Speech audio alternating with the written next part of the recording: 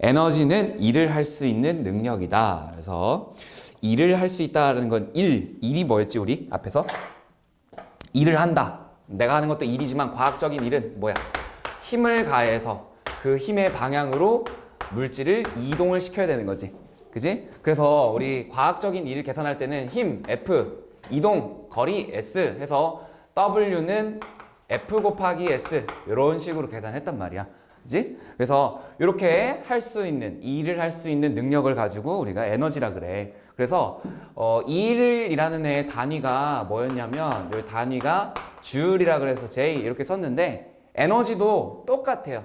에너지도 단위가 줄로 써지고 에너지만큼 일을 할 수 있고 일을 했다라는 거는 에너지만큼이 뭐 전달되었다 이렇게 생각하면 돼. 그래서 내가 뭐 이 분필에다가 일을 했다라고 하면은 일한 만큼 분필이 에너지를 갖게 되는 거야.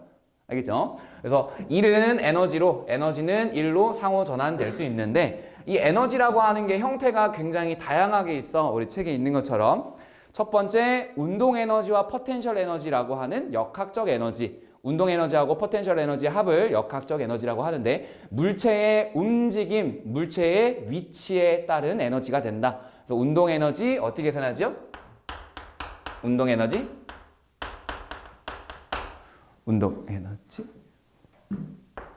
2분의 1의 질량 곱하기 속력 제곱 이렇게 2분의 1 mv 제곱 이렇게 계산합니다.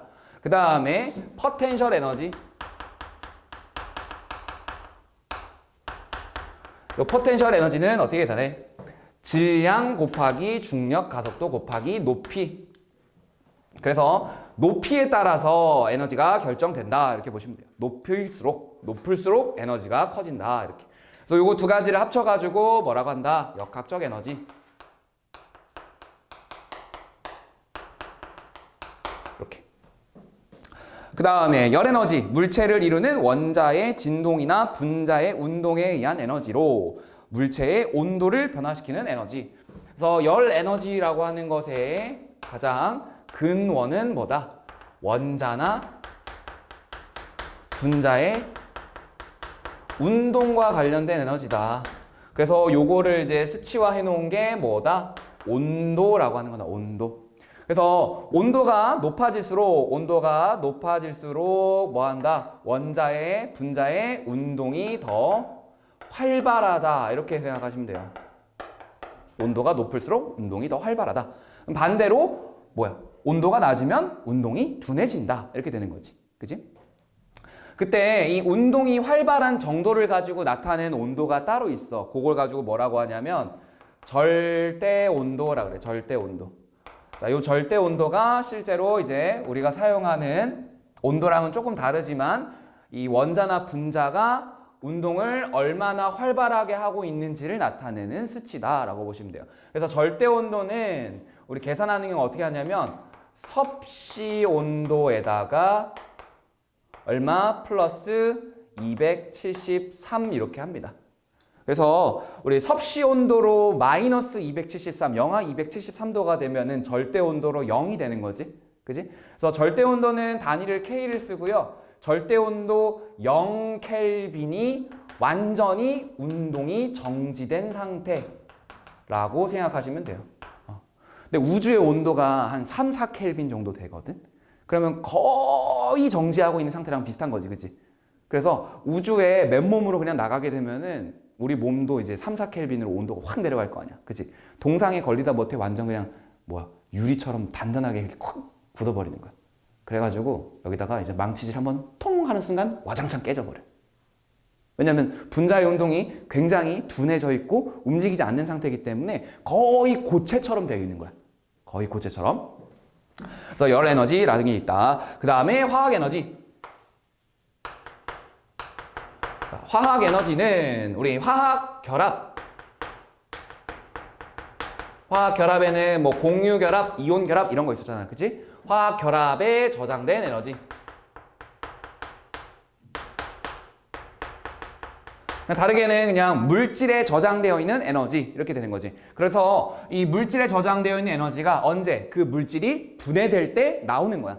그래서 우리는 그걸 이용해서 살아가기도 하지. 뭐 예를 들면 포도당을 가지고 분해해서 나오는 에너지를 우리가 생활하는 데 사용하잖아. 그지? 그 다음에 뭐 메테인이라든가 아니면 뭐 화석연료 같은 것들이 있죠?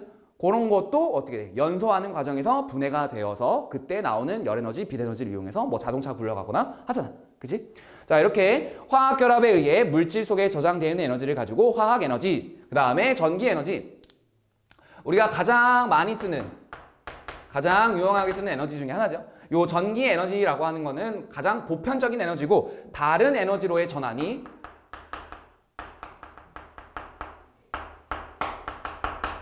다른 에너지로의 전환, 바뀌는 것이 가장 쉽다.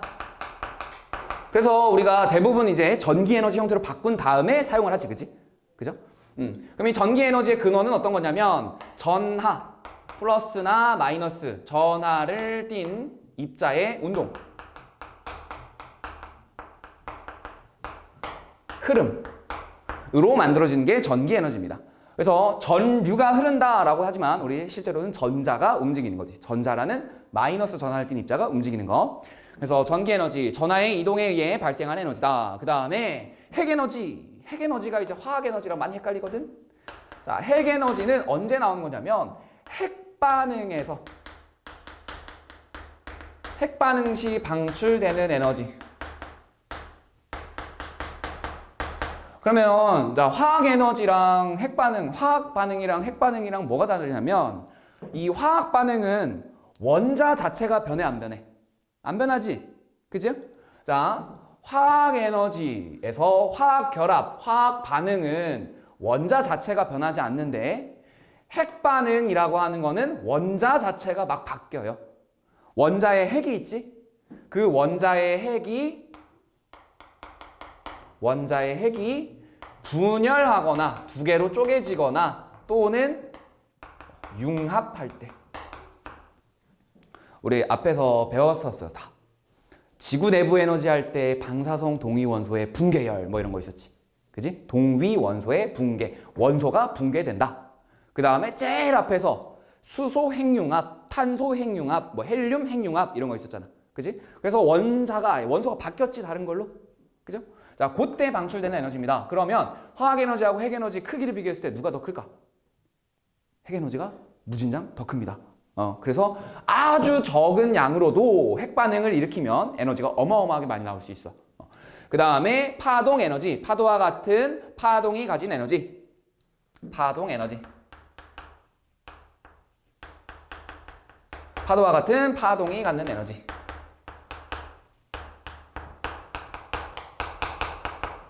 여기에는 뭐 물결파 뭐 이런 것도 있을 거고 아니면 지진파 이런 것도 있겠지, 그치? 자, 그 다음에 또 하나 빛 에너지. 빛 에너지. 빛 에너지는 뭐예요? 빛의 에너지, 그지? 빛이 갖는 에너지, 빛이 갖는 에너지. 이렇게, 그죠? 자, 이런 식으로 에너지는 여러 가지의 다양한 형태로 존재할 수 있는데 이러한 에너지는 다른 형태의 에너지로 바뀔 수 있다. 이때 에너지 전환이라고 하고요. 일상생활에서 일어나는 에너지 전환을 봤을 때 휴대전화, 핸드폰. 자, 핸드폰에는 배터리라는 게 있지, 그지? 휴대전화, 휴대폰. 배터리가 있어. 자, 배터리에는 배터리 물질이 들어있지, 그지? 배터리에는 우리가 지금 많이 사용하는 배터리는 이제 리튬 이온 전지라고 하는 걸 많이 사용하는데 그럼 이 배터리에는 물질이 있는 거니까 그 물질에 어떤 에너지가 저장이 되어 있는 거겠지? 그래서 배터리에 저장된 에너지를 뭐라고 하면 될까?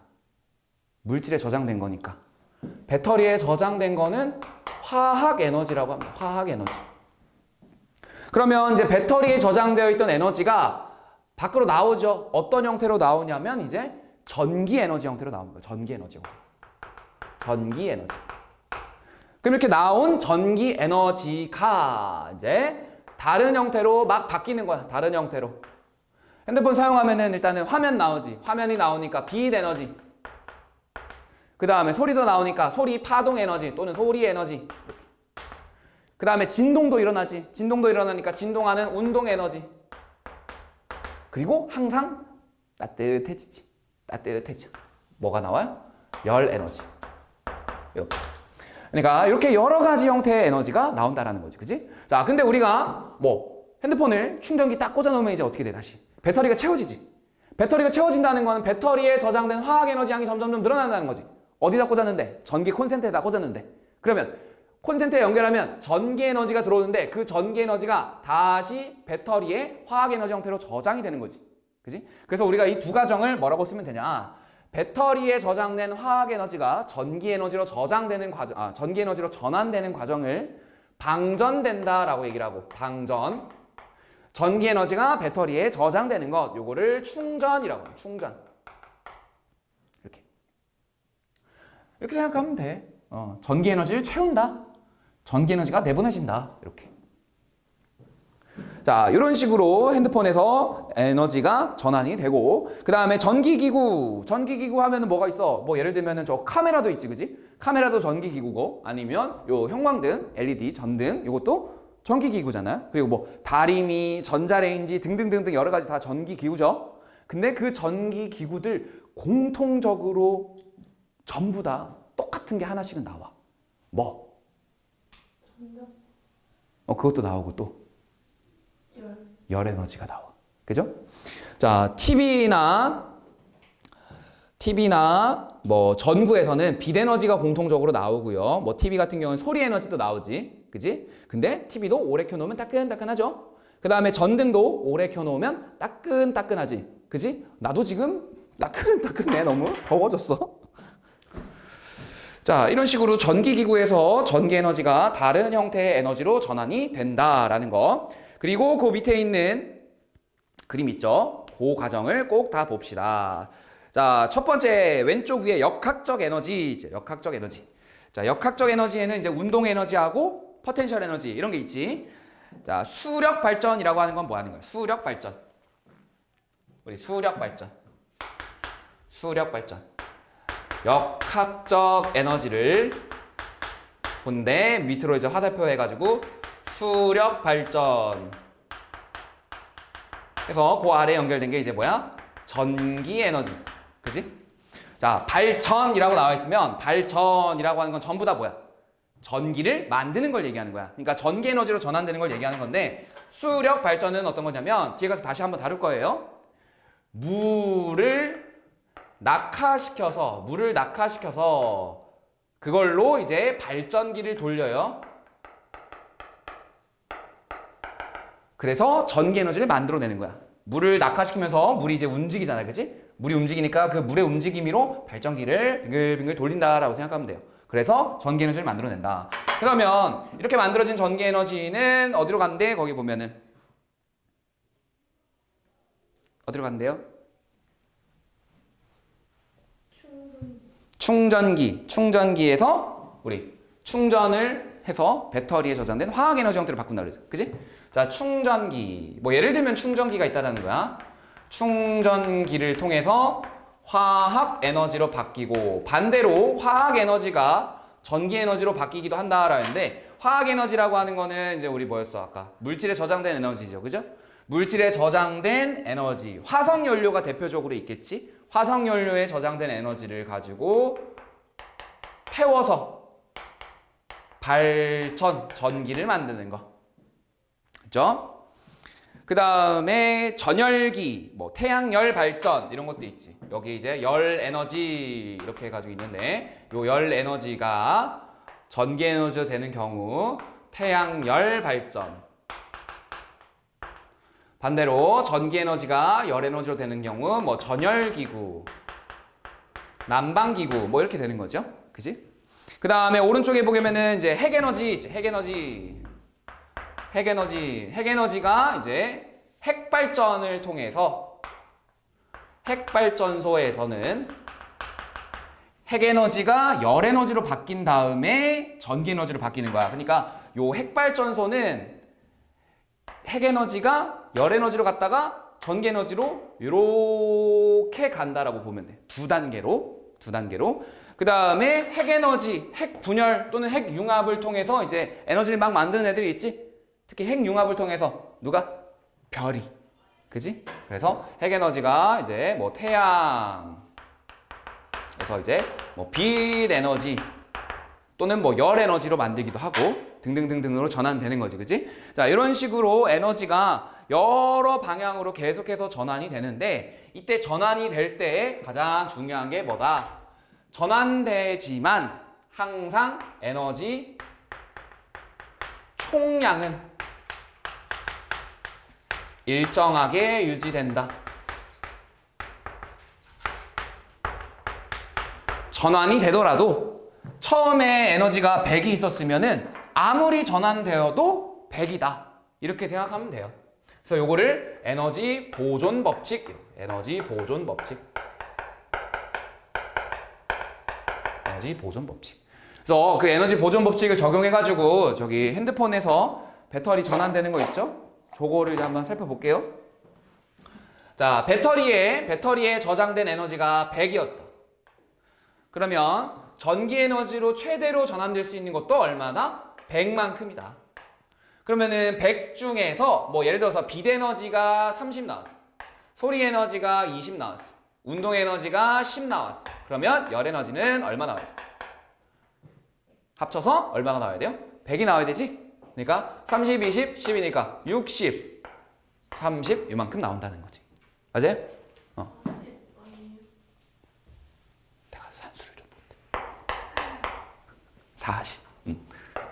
괜찮아. 이건 어차피 편집할 거거든. 들키지 않아. 자, 왜? 40만큼 열 에너지로 전환이 된다. 그러니까 어쨌든 이렇게 에너지가 전환되는 과정에서 전체적인 총량은 변해 안 변해? 안 변하죠? 항상 일정하게 유지된다. 그래서 여기다가 앞에다가 한 문장만 더 쓰면 우주의 에너지 총량은 일정하다. 또 추가로 새롭게 생성되거나 소멸되지 않는다. 이런 말이 더 들어가면 좋아요. 알겠죠? 그래서 에너지 보존 법칙을 써라. 이게 뭐냐? 써라. 라고 한다 그러면 우주의 에너지 총량은 일정하게 유지되며 새롭게 생기거나 소멸되지 않는다. 이렇게 정리하면 돼요.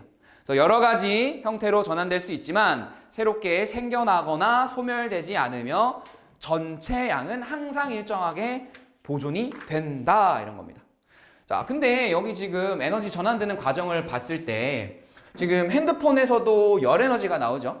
핸드폰에서도 열 에너지가 나오고 그 다음에 이 전등에서도 열 에너지가 나오고 TV든 뭐 모든 전기기구에서도 다 열 에너지가 나오지.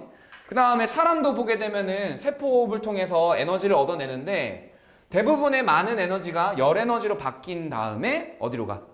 밖으로 빠져나가지. 그치? 내가 지금 되게 덥게 느끼고 있으면서 내 체온 열기가 지금 외부 공간으로 계속 뻗어나가고 있는 중이잖아. 그치? 그러니까 점점 방 안에 사람이 많으면 점점 더 뜨거워지는 거지, 방 안이. 자, 이런 건데 우리 열 에너지라고 하는 애는 방향성이 있어요. 방향성. 열 에너지의 방향성이 있어. 얘는 항상 많은 곳에서 적은 곳으로 이동해. 이 많은 곳을 고열원이라고 하면 되고요. 그 다음에 적은 곳을 저열원이라고 하면 돼요. 이 열에너지라고 하는 건 항상 고열원에서 저열원으로 이동을 해. 그러니까 자, 내가 덥게 느끼고 있으니까 그리고 바깥쪽은 상대적으로 차가우니까 내 몸에서 바깥쪽으로 자꾸 열에너지가 빠져나가는 거란 말이야. 그죠? 자, 이런 식으로 열에너지가 계속해서 빠져나가는데 모든 전환 과정에서 열에너지가 계속 나오지. 그지? 자, 그러면 그걸 종합을 해보자. 전환되는 과정에서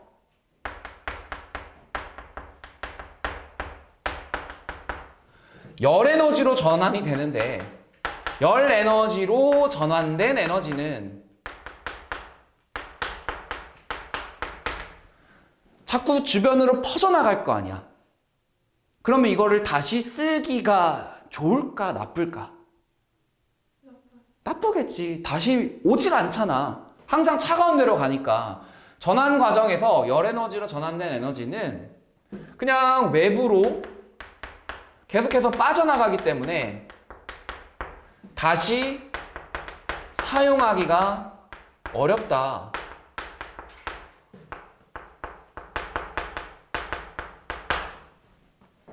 근데 항상 열 에너지로 전환이 되죠. 그러면 이 열 에너지라고 하는 거는 굉장히 까다로운 녀석이겠네. 그치? 그래서 내가 에너지를 사용하면 사용할수록 점점 사용하기 어려운 열 에너지로 전환되는 게 많아지겠지. 그러니까 그림을 그리면 이렇게 될 거야. 전체 내가 사용할 수 있는 에너지가 요만큼 있었어. 그 중에서 처음에는 요만큼만 열로 전환됐던 거야. 그럼 나머지는 다시 쓰겠죠? 나머지 다시 쓰는데 여기서도 또한 이만큼이 또다시 열 에너지로 바뀌는 거야. 그럼 또 사용해, 또 바뀌죠. 또 사용해, 또 바뀌죠. 또 사용해, 또 바뀌어. 계속 바뀌다 보면은 최종적으로는 다시 사용하기 어려운 열 에너지 형태로 죄다 바뀌어 버리겠지. 그럼 우리 에너지 어떻게 해야 돼? 아껴 써야 되겠지. 그지? 자, 그 에너지를 우리 아껴 쓴다, 에너지를 절약해야 한다라는 이유가 여기서 나오는 거예요. 그러면 54쪽에 있는 에너지 효율이라고 하는 건 무슨 말이냐?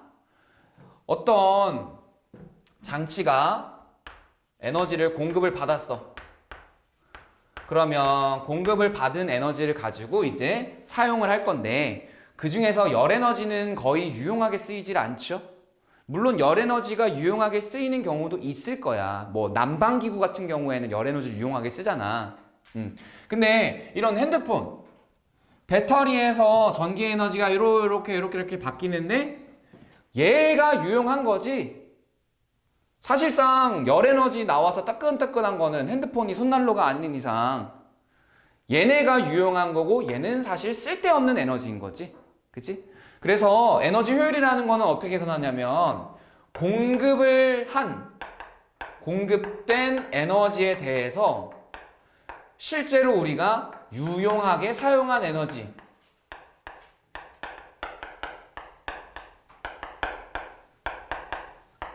그의 비율을 가지고 에너지 효율을 계산할 거예요. 그래서 공급한 에너지 양 분의 유용하게 사용된 에너지의 양에 곱하기 100. 그러면은 오른쪽에 이 휴대폰 같은 경우에는 우리 유용하게 사용한 게 60이죠? 60. 그러니까 에너지 효율이 얼마라고 하면 돼? 전체 100 공급 받았는데 그 중에서 60만큼을 효율적으로 썼잖아. 유용하게 썼잖아. 60%라고 하면 되지. 그지? 자, 이런 식으로 에너지 효율을 나타낼 수 있다. 그러면 또 다른 이런 일을 하는 장치, 그 중에서 쓰잘데기 없다고는 했지만 그래도 이 열을 이용해서 어떤 일을 하는 장치가 있어요. 그거를 가지고 열기관이라 그래. 열기관. 열기관은 정의가 뭐냐면 열 에너지를 이용해서 역학적인 일을 하는 거예요.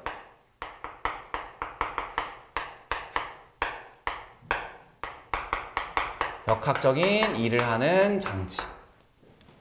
그럼 여기서 말하는 역학적인 일을 하는 장치라는 거는 뭔가 이제 운동을 하게 하거나 아니면은 이제 높게 올라가게 하는 포텐셜 에너지로 바뀌게 되는 그런 일을 하는 거예요. 대표적인 게 자동차가 되겠지. 자동차 엔진에서 뜨끈뜨끈한 열을 이용해서, 그지? 그래서 자동차가 굴러가도록 하는 거잖아요. 그럼 이 열기관의 원리는 어떤 거냐면 요 열의 이동과 관련이 있어요. 자, 엔진, 우리 자동차의 엔진이 있잖아. 자동차의 엔진에서 엄청 뜨거운 열기가 만들어지지? 그치? 자, 그러면 엄청 뜨거운 열기가 만들어지는 고열원이라고 하는 온도가 높은 곳이 있을 거야. 그럼 온도가 높은 곳이 있으면은 온도가 낮은 곳이 있겠지? 거기를 이제 저열원이라고 해볼게. 자, 고열원이 있고 저열원이 이렇게 있어. 그럼 열 에너지는 항상 고열원에서 저열원으로 이렇게 이동을 할 거 아니야, 그지? 자, 이렇게 이동을 하는데 그 가운데에 이렇게 열기관이라는 애가 있는 거야. 열기관. 그래서 고열원으로부터 열을 받아요, 얘가. 얼마만큼? Q1만큼 열을 받아. 그러면 자, 열기관이 Q1만큼 열을 받았으니까 얘가 이제 뜨끈뜨끈해지기 시작하겠지? 자, 그럼 얘가 에너지를 받았으니까 그 에너지를 이용해서 이제 일을 할 수 있을 거야. 자, 일을 합니다. 얼마만큼? W만큼 일을 할 거야. 근데 고열원으로부터 이렇게 열 에너지를 받게 되면 얘도 뜨끈뜨끈해지니까 주변보다 뜨거운 지역이지, 그지? 주변보다 열 에너지가 많은 지역이란 말이야. 그러면 많은 곳에서 적은 곳으로 무조건 가야지 열이. 그래서 이렇게 빠져나가는 것도 있어요.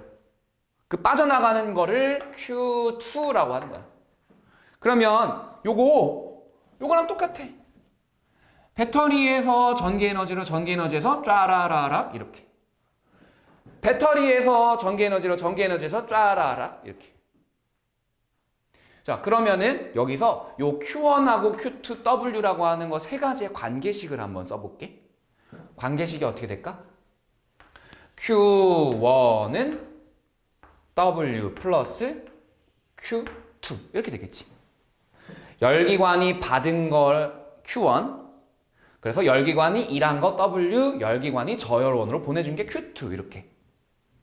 자, 그러면은 이 열기관이 한 일에 대해서 열기관의 효율, 요 열기관의 효율을 열효율이라 그러는데, 열효율은 어떻게 될까요? 라고 한다면 얼마만큼 공급을 받았어? Q1만큼 공급 받았지? 그러면 열기관이 유용하게 사용한 에너지라는 거는 일하는 데 사용한 거지, 그치? W 이렇게 써주면 돼. 근데 W라는 애는 Q1-Q2 써도 되지? 그래서 얘는 Q1 분의 Q1-Q2 이렇게 쓰면 돼요. 요게 열기관의 열효율을 계산하는 공식이야. 그러면 자, 열기관의 열효율을 높일 수 있는 방법을 여기서 고안을 해보자. 일단은 첫 번째, 뭐가 있을까? 응? 열기관의 열효율을 높일 수 있는 방법. 얘를 0으로 만들어버리면 되지, 그치? 그치? 자, 열효율을 높일 수 있는 방법. Q2를 얼마로 만들면 된다? 0으로. 그치? 근데 이 Q2라고 하는 건 어떤 거야? 저열원으로 이동하는 거지, 그치? 자, 이렇게 저열원으로 이동하는 거. 얘는 불가능. 이유는 열 에너지는 항상 어디로 이동하니까? 고열원에서 저열원으로.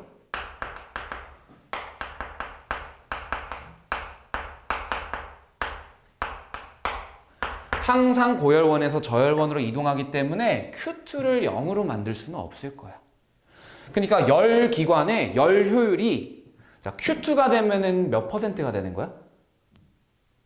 100%가 되는 거지. 그죠? Q1분의 Q1인 거니까. 근데 그런 걸 만들 수 있다, 없다? 없다. 자, 불가능 해서 열기관의 열효율이 100%인 열기관은 존재한다, 못한다? 존재하지 못한다. 이렇게.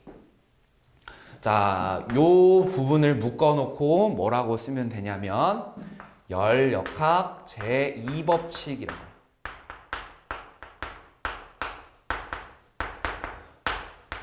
역학은 아까 뭐라 그랬어? 움직임. 그치? 운동과 관련된 학문이라 그랬잖아. 운동을 설명하는 학문이라 그랬죠? 그래서 뉴턴 역학이라고 하면 우리 앞에서 배웠던 뭐 운동량, 충격량, 작용, 반작용, 뭐 가속도 법칙, 관성 이런 거 있었잖아. 그치? 열 역학이라고 하는 건 뭐냐면 열의 운동과 관련된 법칙이라고 생각하면 돼. 열의 운동과 관련된 제2법칙. 법칙이니까 예외가 없는 거예요. 열 에너지는 항상 고열원에서 저열원으로 이동하기 때문에 열기관의 열효율이 100%인 열기관은 만들 수 없다. 이게 열역학 제2법칙의 내용입니다. 그 내용이 이제 열기관, 열에너지를 일로 전환하는 장치고 공급한 열량 중에 열기관이 한 일의 비율로 나타낸다. 옆에다가 열역학 제2법칙 해가지고 정리해 주시면 됩니다. 그래서 에너지 절약과 효율적 이용, 에너지를 절약해야 하는 까닭이 열역학 제2법칙 때문인 거라고 봐도 돼요. 에너지 총량은 일정하지만 에너지 보존 법칙을 얘기하는 거지. 근데 에너지를 사용할수록 다시 사용하기 어려운 열에너지 형태로 전환되는 양이 많아진다. 왜 열에너지를 다시 사용하기가 어렵다? 왜 열에너지 다시 사용하기 어렵다? 항상 고열원에서 저열원으로 빠져나가기 때문에. 항상 빠져나가기 때문에. 그래서 사용 가능한 에너지량은 점점 줄어든다. 맞아요? 아까 요렇게 그린 거 있잖아. 요렇게. 자, 내가 사용 가능한 에너지가 요만큼 있었는데 사용하고 나면 요만큼 열로 바뀌죠? 나머지 또 사용하다 보면 또 이만큼 열로 바뀌어. 또 이만큼 열로 바뀌어. 또 이만큼 열로 바뀔 거고 이만큼 또 열로 바뀌어. 이만큼 또 열로 바뀌어. 그치? 그러니까 점점점 사용할 수 있는 양이 줄어들지. 그치? 근데 이렇게 또 사용하다 보면은 열이 이렇게 나오는데 이 열이 다 어디로 가? 외부 환경으로 빠져나가지. 맞아요? 외부 환경으로 열이 빠져나가면 외부의 온도가 어떻게 되겠어? 올라가요. 이것이 어디로 연결되는 거야? 지구 온난화로 연결이 되는 거예요. 자꾸자꾸 세상으로 빠져나가니까. 우리가 여기서 그냥 사물을 사용하고 있는데 어떤 기계를 사용하고 있는데 그 사용하면 사용할수록 열이 계속 환경으로 빠져나가는 거예요. 그러니까 대표적인 게 그런 거지. 우리 더운 여름철에 도로 옆에 서 있으면 쪄 죽을 것 같지? 그치? 근데 차가 한 대도 안 다닐 때는 그렇게 덥진 않아. 근데 차가 다니고 있으니까 차에서 열기가 막 나오죠, 계속. 그것 때문에 더 더워지는 거예요. 겨울철에는 반대로 겨울철에는 자동차 옆이 따끈따끈해, 따뜻해, 좋아. 그렇지만 열이 또 빠져나오는 거지, 그치? 그러니까 전체적으로 온도가 올라가는 지구 온난화가 연결될 수 있다는 거예요. 게다가 플러스 우리 앞에서 배운 걸로 하면 이 열기관이라고 하는 애는 화석연료를 주로 쓰지. 맞아요? 옛날에는 석탄을 쓰는 증기기관, 요즘은 휘발유나 경유를 사용하고 있는 뭐 디젤 기관이라든가 가솔린 기관 이런 것들이 있단 말이야. 근데 걔네들을 사용하면 사용할수록 항상 나오는 게 뭐였어? 이산화탄소. 가스인 건 맞았는데 이산화탄소 가스. 맞지? 그럼 걔네도 무슨 역할을 해? 지구온난화에 온실효과에 기여를 하잖아. 그치? 그래서 지구온난화가 일어나는 거잖아. 그래서 점점 지구가 뜨거워져요. 그래서 결론. 좋은 거 배웠다. 에너지 절약하고 효율이 높은 제품을 써야 된다. 그래서 에너지 효율 제도라는 게 있죠. 에너지 효율 제도. 에너지 효율 제도라고 하는 거는 에너지 효율 제도. 이건 뭐야? 어떤 전기기구라든가 기관이 있어, 기계가 있을 때 걔네들의 에너지 효율을 등급으로 나타낸 거 이렇게 있죠. 본 적 있죠? 그래가지고 이렇게 부채꼴 모양으로 해가지고 부채꼴 모양으로 그래서 1등급, 2등급, 3등급, 4등급, 5등급 이렇게 1등급, 2등급, 3등급, 4등급, 5등급 이렇게 그죠? 1등급으로 갈수록 어떤 거? 효율이 높은 거고 그지? 1등급으로 갈수록 효율이 높다 그지? 그리고 여기에 이제 밑에 보게 되면은 뭐 연간 CO2 방출량 그 다음 뭐 전기료 전기기구 같은 경우는 이런 게 적혀 있어요. 자동차 같은 경우에는 만약에 자동차다 그럼 여기에 연비 이런 게 나와요. 연비는 그냥 어떤 거라고 생각하면 되냐면 똑같은 기름 1리터로 몇 킬로미터만큼 갈 수 있느냐 그러면은 같은 기름의 양으로 많이 갈 수 있는 차가 더 좋은 거지. 그래서 요즘 좋은 차들은 보통 이제 리터당 한 15km 가요. 1리터면은 한 1,400원 요즘 하거든. 1,400원. 1,400원이면은 이제 여기서 강남까지 그냥 갈 수 있는 거지. 그 정도로 좋다. 싸다. 버스보다 괜찮다. 시간도 적게 걸리고 그치? 근데 그 자동차는 이제 보험료도 들고 운전자 보험료도 들고 자동차 유지비도 들고 이러니까 대중교통을 이용하세요. 네. 결론. 자, 그래서 에너지를 효율적으로 이용한 예를 보시면 첫 번째가 하이브리드 자동차. 자, 요 하이브리드 자동차는 하이브리드라는 거 언제 많이 써? 하이브리드라는 용어. 하이브리드. 하이. 응? 안 써? 안 써. 하이브리드라는 게 사실 혼종이란 뜻이거든. 혼종? 합쳐진? 하이브리드. 자, 하이브리드 자동차는 두 개의 심장, 두 개의 엔진을 가지고 있다고 봐도 돼. 어떤 거냐면 일반 자동차가 가지고 있는 내연기관, 여기서 내연기관이라고 하는 거는 그냥 뭐 엔진이라고 생각하면 돼. 엔진. 에다가 전기 모터가 같이 달려 있어. 얘가 전기 모터 겸 발전기예요. 발전기를 달고 다니는 자동차라고 생각하면 돼. 그래서 이 하이브리드 자동차는 운행하다가 내리막길에 오거나 내리막에 있거나 아니면은 정지할 때, 즉 브레이크를 밟을 때 어떻게 되냐면 엔진을 꺼버려. 그냥 엔진을 꺼버리고 어떻게 하냐면 전기 모터에 연결된 바퀴에 연결된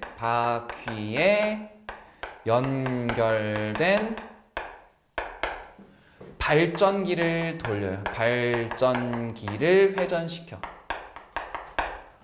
그러면은 어떻게 될까? 원래 자동차면 내리막 내려갈 때 그냥 뚜루룩 굴러가잖아. 그치? 그리고 정지할 때 브레이크를 밟아버리면서 그냥 에너지가 손실되는 거지, 그냥. 그죠? 브레이크를 밟으면. 근데 바퀴에 연결된 발전기가 회전하면서 손실되려는 에너지를 전기 에너지로 전환해. 전기 에너지를 생산해내는. 그러면 이거를 이제 연결되어 있는 전기차 배터리 있죠? 거기다가 저장을 하는 거야. 그리고 이제 저속으로 주행을 할 때나 아니면은 고속으로 주행할 때 보조해줘요. 보조. 저속 주행할 때는 완전 그냥 전기 모터만 돌아가고요. 고속 주행할 때는 이제 보조로 같이 돌아가 주는 거야. 그러니까 원래는 이제 내연기관 엔진만 있는 경우에는 내리막이나 정지할 때 브레이크를 밟으면은 얘가 그냥 손실돼 버린단 말이야. 이 브레이크라고 하는 거 원리가 어떤 거야? 얘가 이제 바퀴가 회전을 하고 있으면 이렇게 회전을 하고 있잖아. 회전을 하고 있으면은 그 회전하고 있는 바퀴 옆에 이렇게 U자 형태로 생긴 게 있어. 그 브레이크 시스템 뭐 장치라고 보면은 이렇게 회전하고 있을 때 브레이크를 밟으면 얘가 그 디스크를 빡 잡아. 그러면 얘가 이렇게 마찰이 생기겠지? 그 마찰로 열이 계속 발생하면서 점점점 차가 느려지고 멈춰지는 거란 말이야. 근데 얘는 브레이크를 밟으면은 물론 이게 바퀴를 이렇게 잡아주는 것도 있는데 발전기를 더 많이 돌려줘. 그래서 전기 에너지를 만듭니다. 100% 전기 자동차는 아예 이게 없는 거야. 요것만 있는 거예요. 그래서 100% 전기 자동차는 그냥 이거 없이 진짜 오로지 전기로만 달리다가 똑같아.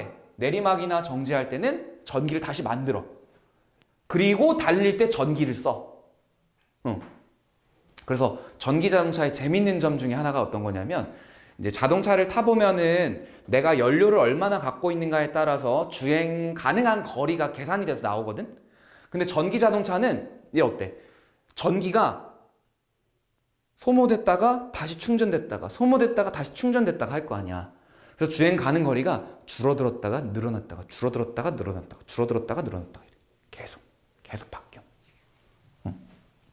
그래서 제가 저번에 제주도 놀러 갔을 때 전기차 타가지고 2바퀴 돌았어.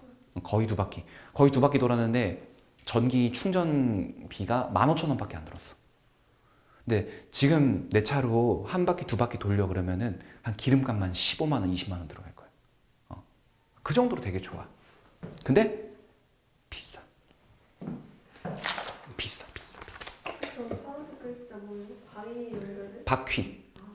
바위가 왜? 바퀴. wheel. 영어로 써줄까? wheel. H는 wheel.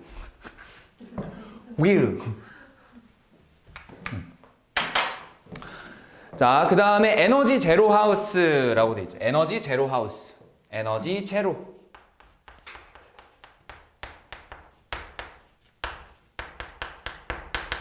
자, 에너지 제로 하우스는 능동형이라고 하는 게 있고요. 수동형이라고 하는 게 있는데, 자, 능동적이다라고 하는 거는 뭐야? 우리 보통 막 나선다 막 이런 거지, 그지? 능동적으로 본인이 막 직접 스스로 뭔가 이렇게 하는 거잖아, 그지?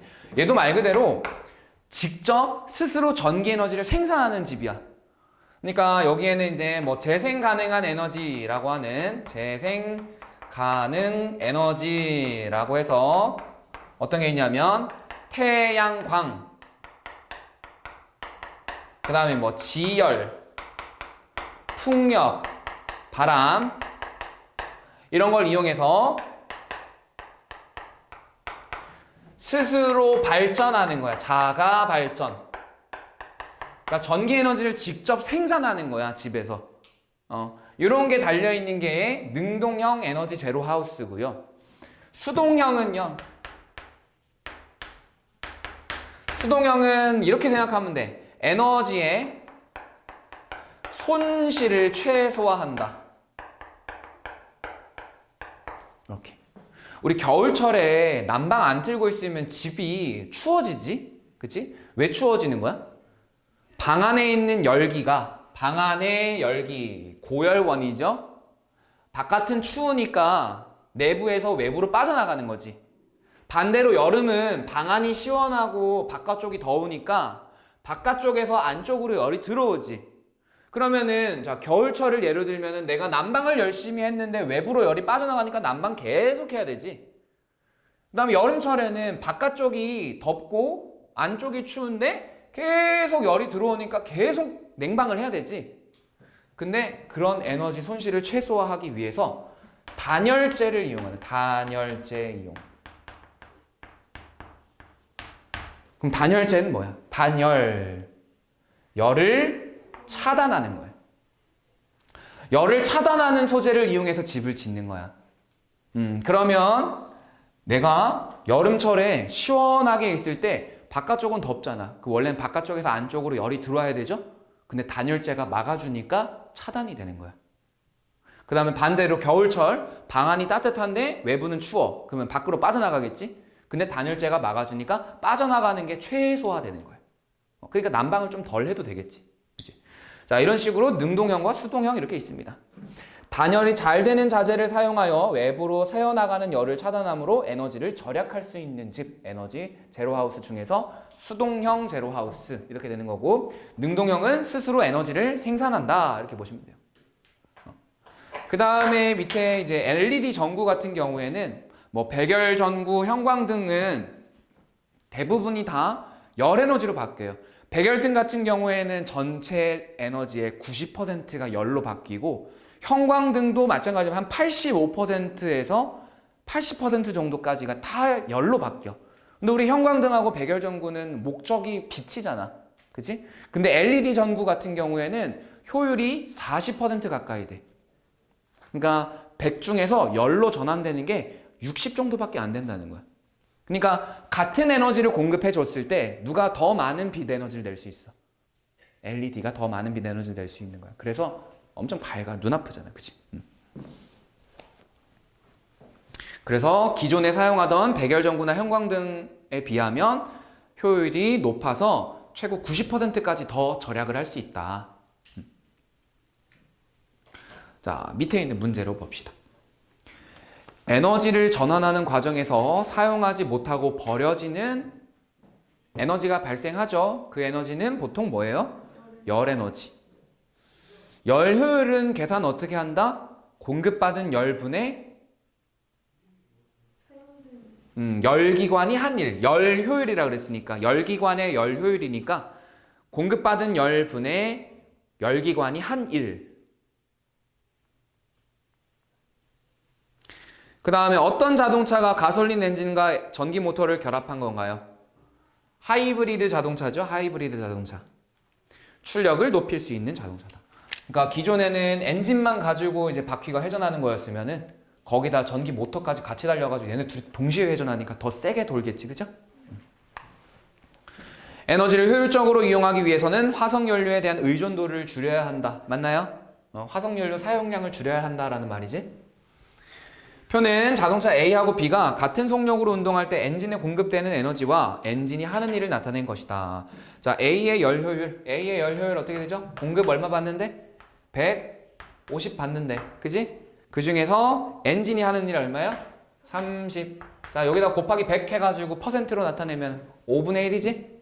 20%. B는요? 공급받은 에너지가 120. 그 다음에 한 일량이 30. 그러면 얘는 4분의 1이니까 25% 이렇게 되겠지. 그지? 자, 그러면 여기 수치상 봤을 때 우리가 알 수 있는 사실은 어떤 거냐면 같은 양의 일을 하기 위해서 공급하는 에너지를 비교해 보면 A가 더 많이 공급되어야 된다.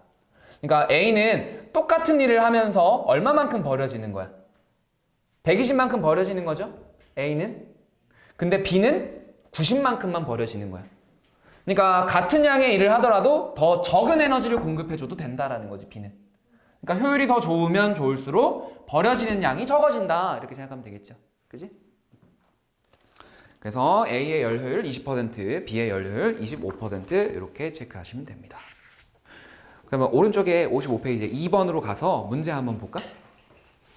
가스레인지를 이용해서 주전자 속에 물을 끓이는 과정을 설명한 것이다. 자, 액화천연가스를 연료로 하는 가스레인지를 이용해서 주전자에 물을 끓였더니 주전자의 뚜껑이 들썩거렸다. 자, 액화천연가스 LNG. LNG라고 하는 물질이죠? 그럼 여기에 화학 에너지 형태로 저장이 되어 있겠죠? 자, 그 다음 밑줄 친 거는 물을 끓였더니니까 뭐예요? 끓이는 건 열 에너지지? 그죠?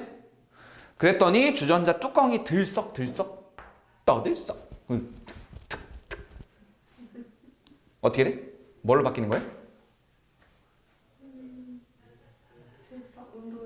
들썩 운동 에너지?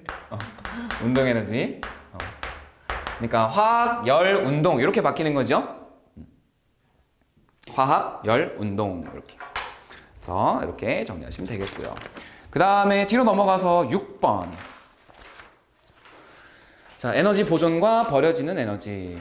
위 자동차의 연료에서 발생하는 에너지 100% 중에 운동 에너지로 전환된 것은 몇인가? 자, 에너지 보존 생각해 보면 되죠? 자, 일단은 연료가 100이 들어왔을 때 타이어와 지면의 마찰 얼마야? 45죠. 100 중에 일단 45가 빠져나왔어. 그 다음에 공기 저항 등 기타 해서 10 빠져나왔지. 그 다음에 기계 부품의 열 해서 20 빠져나왔죠. 그럼 전체 얼마만큼 빠져나왔어요 지금? 다 더한 만큼? 75만큼 빠져나왔어. 그럼 나머지 얼마? 25만큼이 운동 에너지로 바뀌었겠다. 그죠? 그래서 운동 에너지로 전환된 것은 25%다. 그럼 이 자동차는 효율이 25%네요? 그죠? 근데 이 자동차가 효율이 25%면 되게 높은 거야. 보통 자동차는 효율이 20% 초반이나 그거보다 떨어져요. 자, 이렇게 보시면 되겠고, 그 다음에 뒤로 넘어가서 쭉 넘어가 볼게요. 20번. 오른쪽 그림은 롤러코스터가 높은 곳에서 낮은 곳으로 내려오면서 속력이 증가하는 모습을 나타낸 것이다. 롤러코스터가 내려오면서 소음이 발생하고 바퀴의 온도가 올라갔다. 롤러코스터에 대한 설명으로 옳은 것만 골라라. 자, 내려간대요. 내려가니까 점점 위치가 낮아지죠? 그러면은 포텐셜 에너지 감소한다. 니은 맞지? 그 다음에 문제에서 속력이 증가한다 라고 했으니까 운동 에너지 증가한다. 맞죠? 그럼 디귿번의 역학적 에너지는 일정하다. 맞을까? 맞을까? 과정을 살펴보면은 봐. 처음에 여기 높이 있었지, 그치? 그치? 자, 그럼 여기는 포텐셜 에너지가 100 있다고 해보자고. 그럼 얘가 롤러코스터가 이제 점점 쭉 내려오잖아. 쭉 내려오면서 점점 속력이 빨라지지. 그러면은 포텐셜 에너지가 뭐 예를 들어서 70으로 줄어들고 운동 에너지가 이제 늘어나죠. 왜 25라고 썼을까? 열과 끼익 하는 소리가 나오잖아. 요만큼 뭐 전환이 됐겠지. 그러면은 처음에 역학적 에너지는 100이었지. 근데 나중에 역학적 에너지는 얼마예요? 95. 내려가면 내려갈수록 열과 소리도 계속 더 날 테니까 역학적 에너지 점점 어떻게 돼? 떨어지겠지. 감소하겠지. 그래서 디귿번은 틀렸어. 우리가 중학교 때 역학적 에너지 보존 계속 이것만 배워가지고 다 보존된다고 생각한단 말이야. 근데 열이나 소리로 전환되는 게 있어서 역학적 에너지는 감소한다. 문제에도 나와 있죠. 소음이 발생하고 바퀴의 온도가 올라갔다 이렇게. 그러니까 소리 에너지로도 전환됐고 열 에너지로도 전환이 됐다라는 게 문제에 나와 있죠. 그러니까 문제 꼼꼼하게 읽어보면 돼요. 자, 밑에 21번에 에너지 소비 효율 등급. 우와, 얘는 1등급이야. 5등급은 1등급보다 효율이 높다? 틀렸죠? 그 다음에 CO2 숫자가 클수록 환경이 나쁘다. 자, 저 CO2라고 하는 숫자가 의미하는 게 뭐야? CO2 방출량, CO2가 나오는 양이에요. 그러면 숫자가 클수록 환경이 안 좋겠죠? 그 다음에 하이브리드 자동차는 화석연료를 사용하는 자동차보다 에너지 소비 효율 등급이 높다. 맞나요? 우리 하이브리드 자동차는 뭐야? 바퀴에 연결된 발전기를 회전시키면서 버려지는 에너지를 전기로 생산해서 다시 사용하잖아. 그러니까 효율이 어떻겠어? 더 높겠지? 그지? 그래서 D급번은 맞는 보기가 되겠죠. 등급이 높다. 등급이 높다라는 게 1등급에 가깝다 이런 거잖아. 자, 이렇게 정리를 하시면 되겠고. 오? 27번, 28번 왜 문제가 똑같지?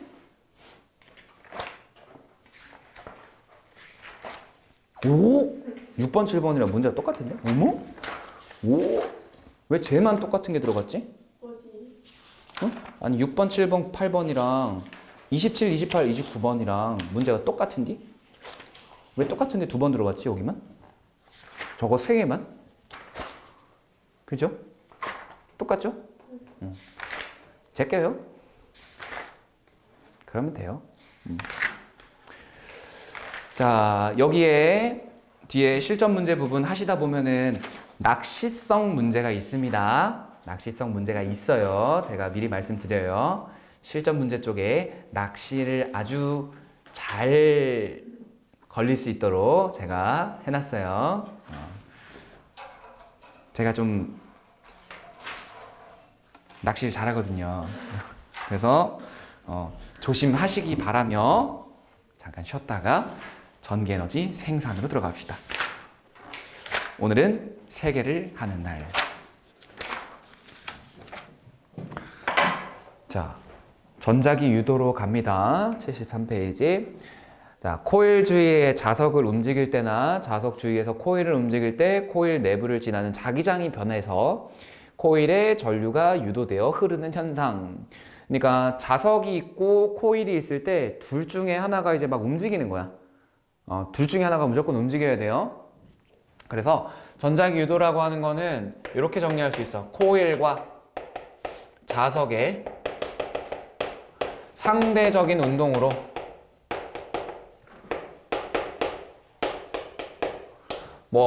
코일을 지나는 자기장이 변하고 그 자기장이 변하면 코일에 전류가 유도되는 거다. 자, 이렇게 그냥 한 문장으로 쓰면은 코일과 자석의 상대적인 운동으로 코일을 지나는 자기장이 변하면 전류가 유도된다. 그럼 여기서 이제 자기장이라고 하는 거는 뭐냐면 자석의 힘, 자기력이 있지, 그지? 이 자기력이 작용하는 공간이라고 보면 돼.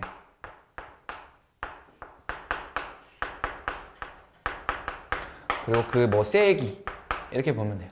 그래서 자기장도 세다, 약하다 이렇게 표현할 수 있는데 그러면 이런 자기장이라고 하는 게 어떻게 작용하는지를 보면은 자석을 일단 그릴 줄 알아야 돼.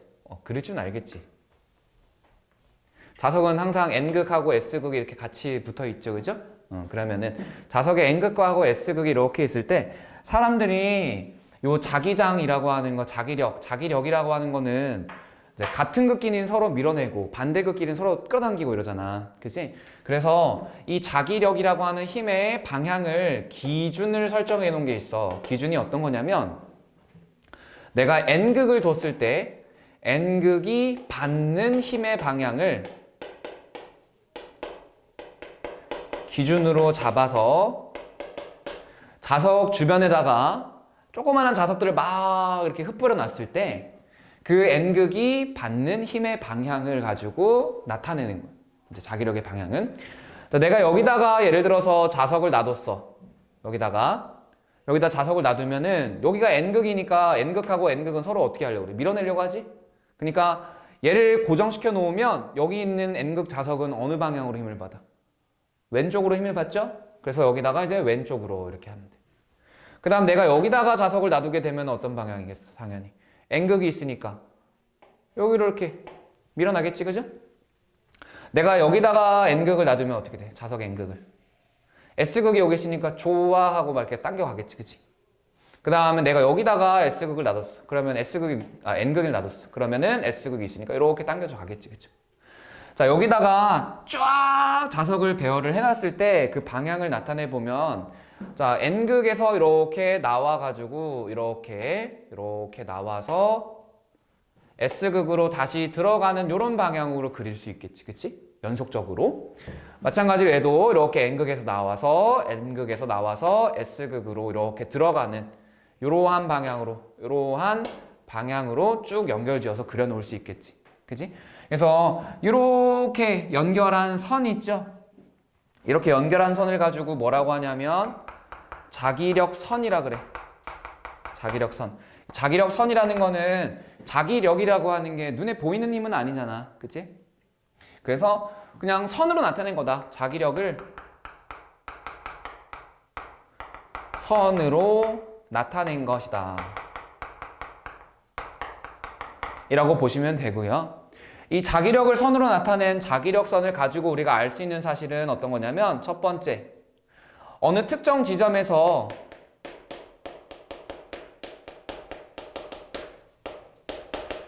자기력이 어느 방향으로 작용하는지 자기력의 방향을 알 수 있다. 뭐 예를 들어서 내가 여기 지점에다가 자석을 놔뒀어. 그러면 이 자석은 자기력의 방향이 요 방향이 되는 거고요.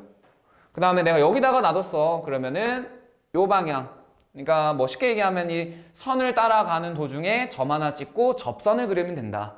그래서 접선 방향으로 자기력이 작용한다 라는 걸 알 수 있고, 그 다음에 두 번째는 알 수 있는 사실이 어떤 거냐면 이 자기력선이 조밀조밀할수록 자기력이 강하다.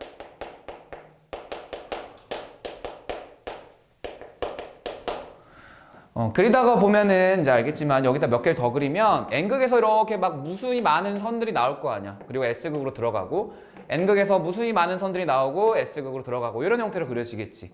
그지? 그랬을 때 요 N극이나 S극 극주변 있죠? 극주변. 요 극주변에서 자기력선이 가장 조밀하게 나타나. 그래서 여기다가 하나 정리하면 극주변이 가장 강하다. 이렇게 정리할 수 있겠죠. 그죠? 극주변이 가장 강하다. 그래서 자기력선 가지고 우리 이렇게 두 가지 사실만 기억하시면 통합과학에 있는 뭐 전자기 유도를 하는데 크게 어려움은 없을 거야. 자, 그러면 전자기 유도 현상이라고 하는 거를 다시 한번 써볼게요. 우리 코일과 자석의 상대적인 운동이 생기면 자석에는 이제 자기력이 작용하지, 그치? 근데 극 주변은 자기력이 강하고 극에서 먼 곳이면은 자기력이 약하지, 그치? 맞아요? 자, 이 자기력을 가지고 그냥 자기장이라고 표시를 할게. 그러면 코일과 자석의 상대적인 운동이 생기면 코일 주위에 자기장이 변할 거고요. 그치? 왜냐면 자석이 멀리 있으면 자기장은 약한데 자석이 가까이 있으면 자기장 강할 거 아니야. 그치? 그래서 코일과 자석의 상대적인 운동이 생기면 코일 주위에 자기장이 변할 거고요. 그 변화를 어떻게 하는 방향으로? 변화를 방해하는 또는 줄이는 방향으로 유도 전류가 발생한다. 이렇게 되는 거예요. 방해하는 방향으로. 코일 주위에 자기장이 변하면 그 변화를 방해하는 방향으로 유도 전류가 흐른다. 원리는 어떻게 되냐면, 자, 유도 전류 원리.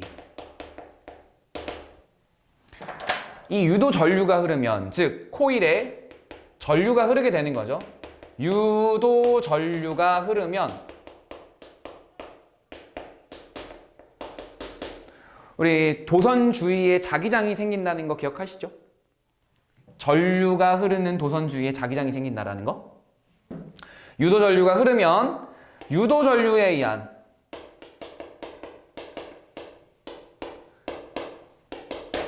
자기장이 변화를 줄이는 것이다. 방해 또는 줄인다. 이렇게 생각하면 돼. 그래서 우리가 두 가지를 알고 있어야 되는 게, 하나는 어떤 거냐면 코일 주위의 자기장이 어떻게 변하는가. 자기장이 변한다라고 했을 때 어떻게 변하는가. 그 다음에 유도 전류에 의한 자기장이 어떻게 줄이는가. 이렇게 두 가지를 알고 있어야 돼. 그래서 요거 두 가지 위주로 이제 정리를 할 겁니다. 자, 유도 전류라고 하는 거는 전자기 유도에 의해 발생하는 전류인데, 거기 위에 전자기 유도 실험하는 거 보시면 자석을 코일에 가까이 할 때랑 자석을 코일에 멀리 할 때 두 가지 지금 검류계의 바늘이 움직였지? 맞아요? 근데 서로 어떤 방향이야? 반대 방향으로 움직였지? 자, 이렇게 자석을 코일에 가까이 할 때랑 멀리 할 때 검류계의 바늘이 반대로 움직였는데, 이 검류계의 바늘이 반대로 움직이는 거는 전류가 흐르는 방향이 반대다라는 걸 의미하는 거예요. 거기 밑에다 정리해 주세요. 전류의 흐르는 방향이 반대다라는 걸 의미하는 거야. 검류계 그림 3개 있지? 위에? 거기서 이거 앞에 2개. 앞에 2개는 뭐가 다른 거다? 전류가 흐르는 방향이 다른 거다. 바늘의 방향이, 회전하는 방향이 첫 번째 거는 플러스 10으로 갔는데 두 번째 거는 마이너스 10 쪽으로 갔지? 그러니까 요거는 뭐다? 흐르는 전류의 방향이 반대다라고 정리해 놓으시면 돼요. 그 다음에 자석을 코일 속에 넣고 가만히 있을 때는 상대적으로 운동을 하지 않는 거지. 그러니까 유도 전류가 흐르지 않는다, 이렇게 되는 거예요. 그러면 우리 유도 전류라는 건 뭐다? 전자기 유도에 의해서 발생하는 전류고, 유도 전류의 방향에 대한 별표, 코일을 통과하는 자기장의 변화를 방해하는 방향. 코일을 통과하는 자기장의 변화를 방해하는 방향으로 전류가 흐른다. 그거를 옆에다가 렌츠 법칙이라고 적어주시면 돼요. 렌츠 법칙. 코일의 변하는 자기장 변화를 방해하는 방향으로 유도 전류가 흐른다. 렌츠 법칙. 그래서 이렇게 한번 봅시다. 어떤 코일이 하나가 있어, 여기에. 자, 코일이라고 하는 거는 도선이 이렇게 빙글빙글 감겨져 있는 걸 얘기하는데, 원통이 이렇게 있으면 그 원통에다가 도선을 이렇게 감아 놓은 거야. 이런 식으로 이렇게 감아 놨어요. 한 3바퀴 돌려놨지, 그지? 이렇게 감아 놨어. 그리고 여기 가운데 이렇게 구멍이 뻥 뚫려 있고요. 이쪽으로 이제 자석을 움직이는 거야. 이렇게. 자, N극 자석, 이렇게. N극 자석을 가까이 가져간다라고 해볼게. 그러면, 자, N극 자석 자기력선을 그려보게 되면은, N극 자석의 자기력선 이렇게 N극에서 나오는 방향으로 이렇게 자기력선이 생기지, 그지? 그러면 일단은, 자, N극이 다가오면 일어나는 변화를 한번 써보자. N극이 다가온다. N극이 다가오면 이제 요 화살표가 아래로 들어가고 있는 게, 처음에는 지금 하나만 들어가고 있지? 근데 더 내려가면 요 3개가 다 들어가죠? 코일을 기준으로 봤을 때 코일의 아래로 통과하는 자기력선이 증가한다, 이렇게 볼 수 있지. 처음에는 하나만 통과하다가 3개 다 통과하게 되는 거니까. 자, 요거를 이렇게 쓰면 돼요. 코일 아래로 통과하는 자기력선 증가한다. 자기장이 강해진다.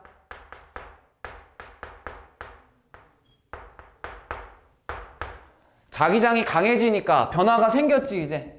변화가 생겼으니까 그 변화를 줄여야 돼. 자, 변화를 줄이는 방법은 뭐야? n극이 다가와서 이런 변화가 생긴 거니까 n극을 밀어내면 되겠지? 그러면 n극을 밀어내기 위해서, n극을 어떻게 하기 위해서? 밀어내기 위해서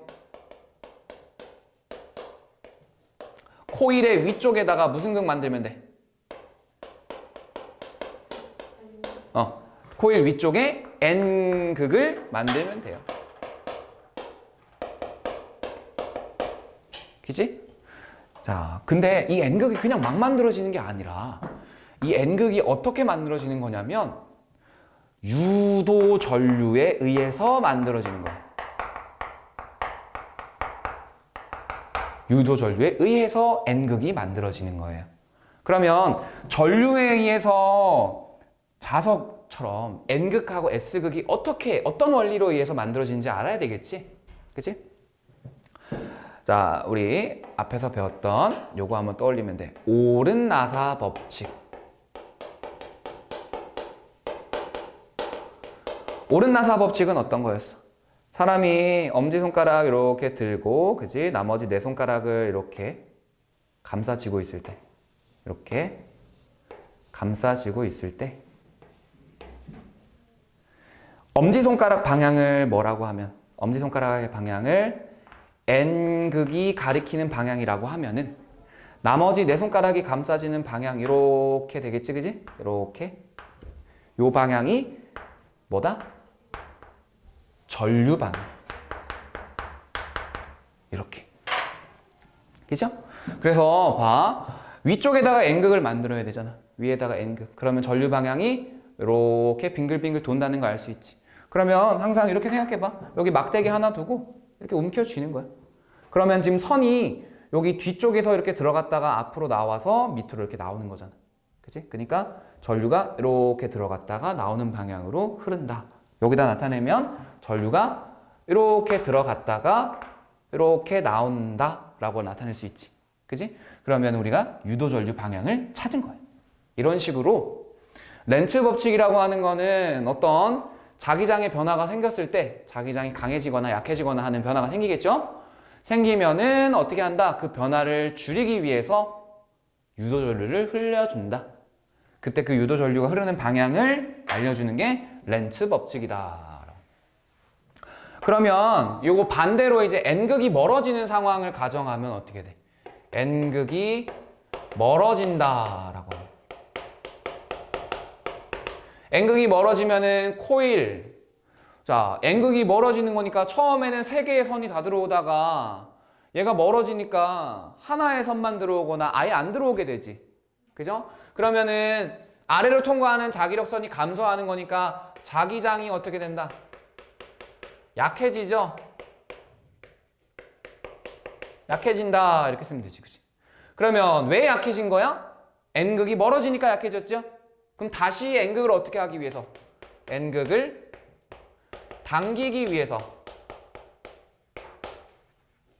코일 위쪽이 이번에 무슨 극?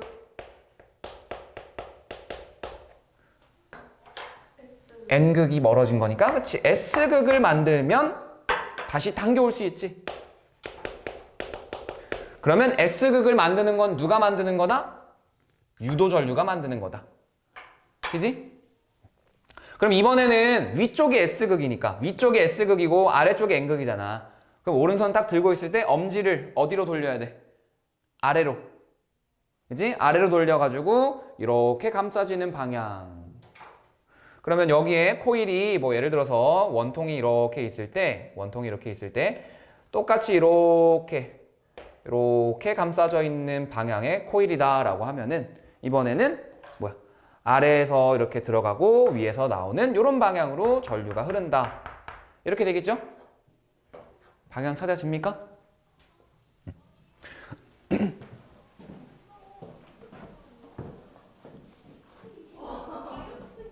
그래서 유도전류의 방향은 코일을 통과하는 자기장의 변화를 방해하는 방향으로 흐른다.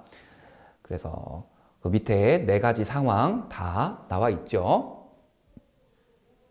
그래서 요거를 한 번에 정리하면 이렇게 되겠어. 빠르게 간단하게 찾는 방법. 지금 마치 뭐 하는 것 같아? 밀당하는 것 같지, 그지? 다가오면 밀어내려고, 멀어지면 당기려고, 그지? 그래서 그냥 밀당한다고 생각하면 돼요. 밀당. n극이 다가오면 그 다가오는 쪽에다가 무슨 극 만들어? n극을 형성하기 위해서 유도 전류가 흐른다. 이렇게 되겠지? 만약에 반대로 n극이 멀어지면 멀어지는 쪽에 이번에 무슨 극? S극을 형성하기 위해서 유도 전류가 흐른다. 이렇게 될 거고, 그 다음에 S극이 다가오면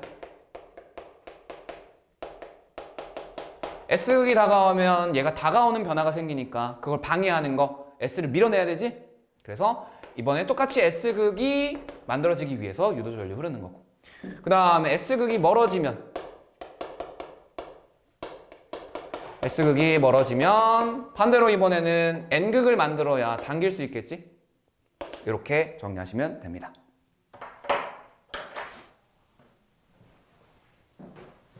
간단하죠? 그래서 이제 우리가 할 거는 뭐만 잘하면 돼? 오른나사 법칙을 가지고 mg, 전류, mg, 전류 이렇게 방향만 잘 찾으면 돼. 어디에 어떤 극이 만들어지는가 그것만 잘 찾아보면 돼요.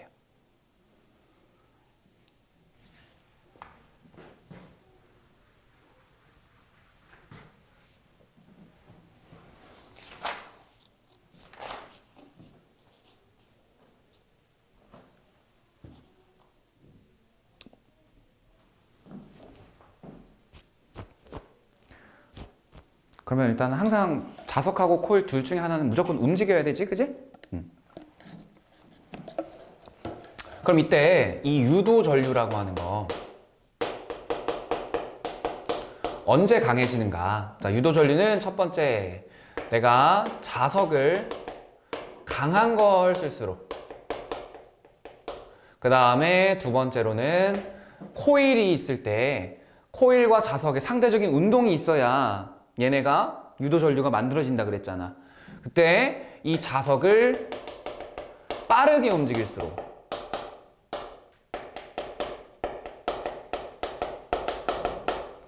그리고 세 번째는 코일에 얘네가 이렇게 지금 도선이 빙글빙글 감겨 있는 거잖아. 코일의 가문수가 많은 거.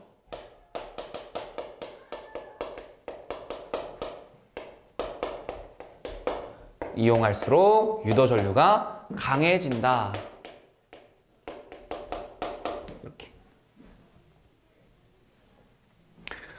그래서 이렇게 세 가지 유도 전류가 강해지는 법, 자석을 강한 거, 자석을 빠르게 움직이고 코일의 가문수가 많은 것을 쓴다라고 하는 걸 정리한 사람이 패러데이, 그래서 패러데이 법칙이라고 해요. 패러데이 법칙.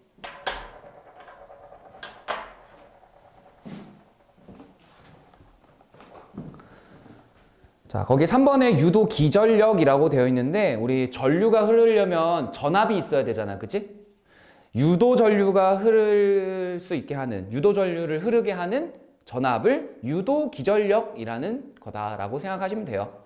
그래서 유도 기전력이 클수록 코일에 유도 전류가 많이 흐르는데, 유도 전류가 많이 흐르는 건 어떤 때? 자석을 센 걸, 자석을 빠르게, 코일에 가문수가 많은 걸 쓸수록 유도 전류가 강하다. 그래서 이 전자기 유도는 발전기나 변압기 이런 데에 이용을 한다라고 보시면 되겠죠. 그 오른쪽에 되게 희한한 식 하나 있는데 그게 나중에 물리 1 때 배울 거예요. 안 하지? 자, 뒷장에 넘어가 보면 이제 발전기가 있어요. 발전기는 전자기 유도 현상을 이용해서 아까 발전기 뭐 한다 그래서 전기 에너지를 만드는 장치라 그랬잖아. 그지? 자, 전기 에너지를 만드는 장치인데 이러한 코일하고 자석의 상대적인 운동을 가지고 발전을 하는 거야. 그러면 일단은 움직여야 되지, 그치? 움직이는 것과 관련된 에너지는 역학적 에너지지. 그지? 그래서 이 발전기라고 하는 거는 에너지 전환 과정을 살펴보면 발전기는 우리 역학적 에너지라고 하는 에너지를 뭐로 바꿔주는 거다? 전기 에너지로 바꿔주는 거다 라고 생각하면 돼요. 그러니까 어떤 애가 계속 움직여야 돼. 계속 움직여야 되고 그 움직이면 뭐가 만들어지는 거야? 전기 에너지가 만들어지는 거야. 이렇게. 그래서 구조는 어떻게 생겼냐면 영구 자석이라 그래서 자석이 있고 주변을 감싸고 있어요. 이렇게. 그리고 가운데엔 코일이 들어가 있어. 그래서 그림을 그리면 이쪽에 한쪽에 N극 이렇게 있어요. N극 이렇게. 그럼 반대편에 이제 S극 해가지고 이렇게 있어. S극 이렇게. 그래서 이게 영구 자석이에요. 그리고 그 사이에 이렇게 코일이라는 애가 들어가 있어요. 이렇게. 코일이 이렇게 들어가 있어. 이런 식으로.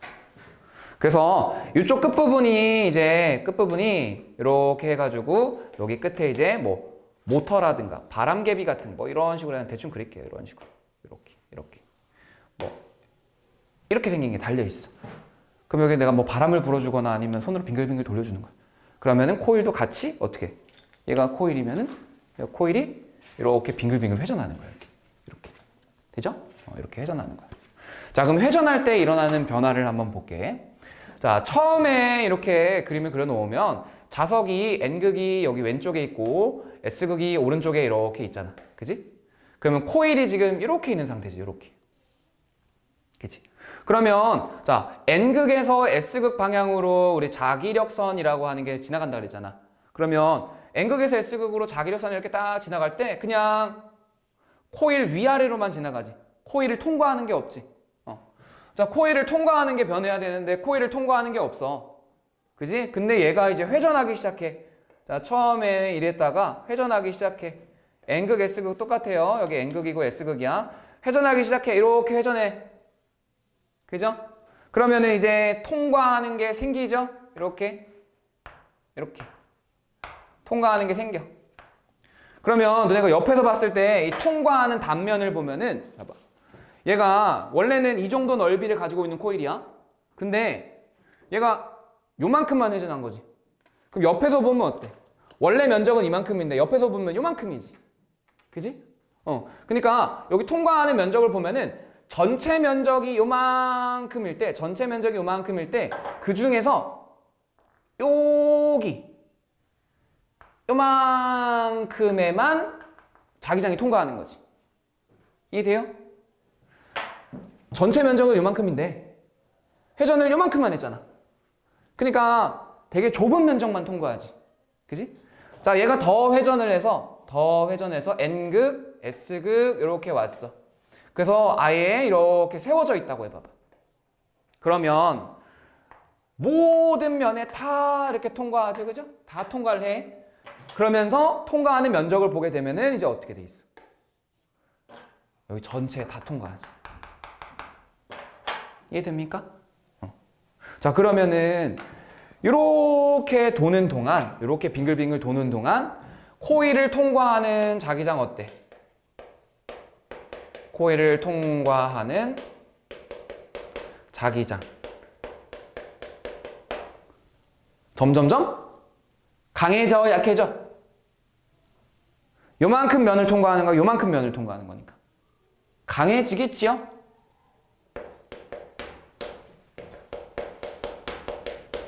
그러면 유도 전류가 흐르겠네? 되십니까? 자, 그러면은 이렇게 봐봐.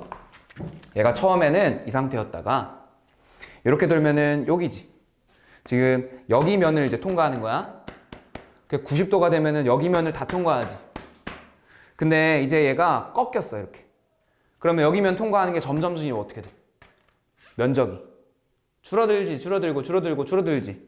그치? 그러면은 코일을 통과하는 자기장이 어떻게 되는 거야? 점점점 약해지지? 그러면은 봐. 강해질 때랑 약해질 때랑 방향이 어땠어? 반대로 흘렀지? 그러니까 90도를 돌고 난 다음에 더 돌게 되면 이제 방향이 어떻게 되는 거야? 유도 전류 방향이 반대로 바뀌는 거야. 그리고 나서 더 돌면 이제 어디를 통과해? 이번에는 반대면을 통과하지. 그지? 자, 이런 식으로 얘네가 회전을 하면서 유도 전류 방향이 계속해서 어떻게 되겠다? 바뀐다.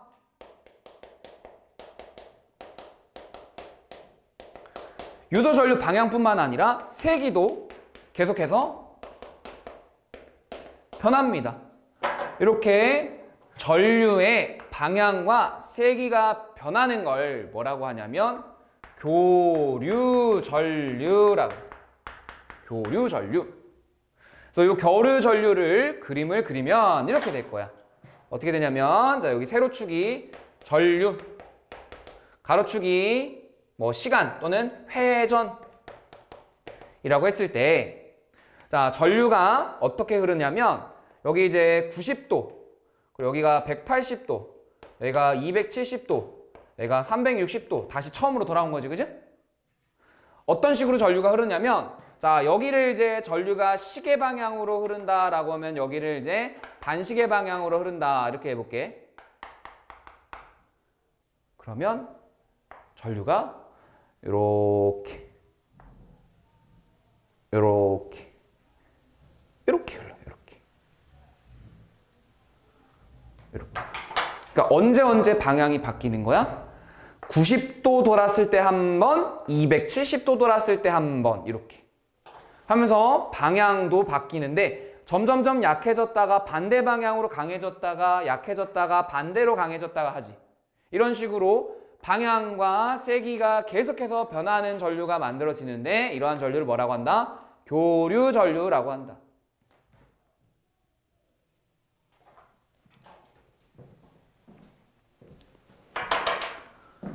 그래서 발전기 원리.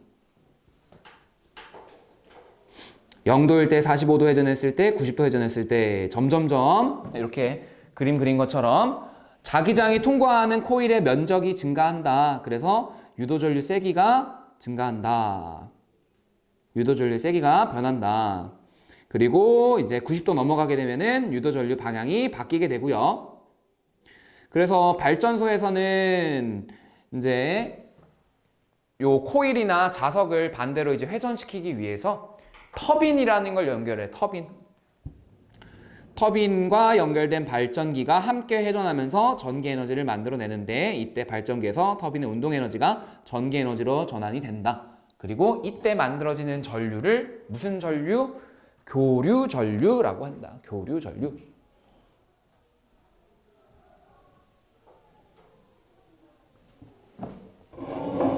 와, 이거 발명한 사람 누굴까? 그 내가 발명했으면 떼돈 벌었을 텐데. 맞지? 한 100년만 일찍 태어났어도 얼마나 좋아. 100년만 일찍 태어났어도 이렇게 막 빙글빙글 돌리면서 막 전기 생산하고 막 이랬을 텐데. 그럼 나 떼돈 벌었을 텐데. 아쉽다. 흥? 지금 비웃는 거야? 비웃는 거 같은데? 민서야, 예림이 이제 나 비웃어 막. 어쩜 좋니? 이제 너 막 비웃음거리가 됐어 이제.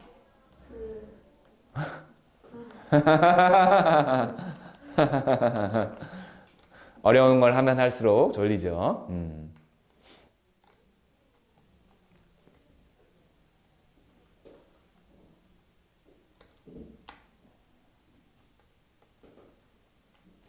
저거 수학에서도 저런 그래프 나오지 않나?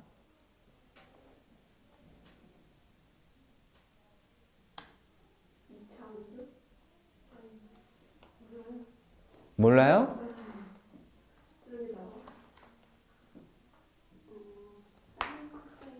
코사인 함수. 사인 함수, 코사인 함수. 삼각함수. 근데 저거 그래프가 진짜 코사인 함수예요.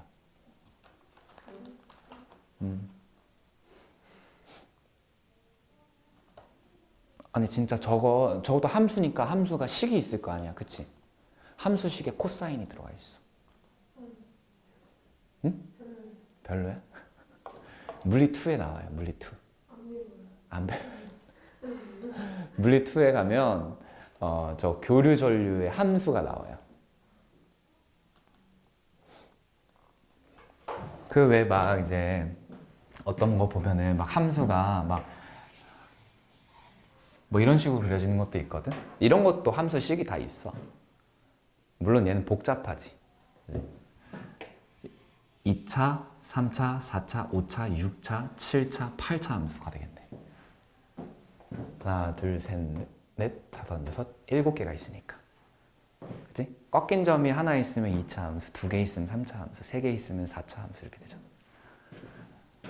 1차 함수, 2차 함수, 3차 함수, 그 다음에 4차 함수, 5차 함수, 뭐 이런 식으로. 꺾인 점이지. 근데 이제 이게 항상 또 그런 건 아니고 막 3차 함수가 이렇게 생겨서 3차 함수 막 이렇게 생긴 것도 있어요. 이렇게 3차 함수 막 이렇게 생긴. 4차 함수도 막 이렇게 생긴 게 아니라 막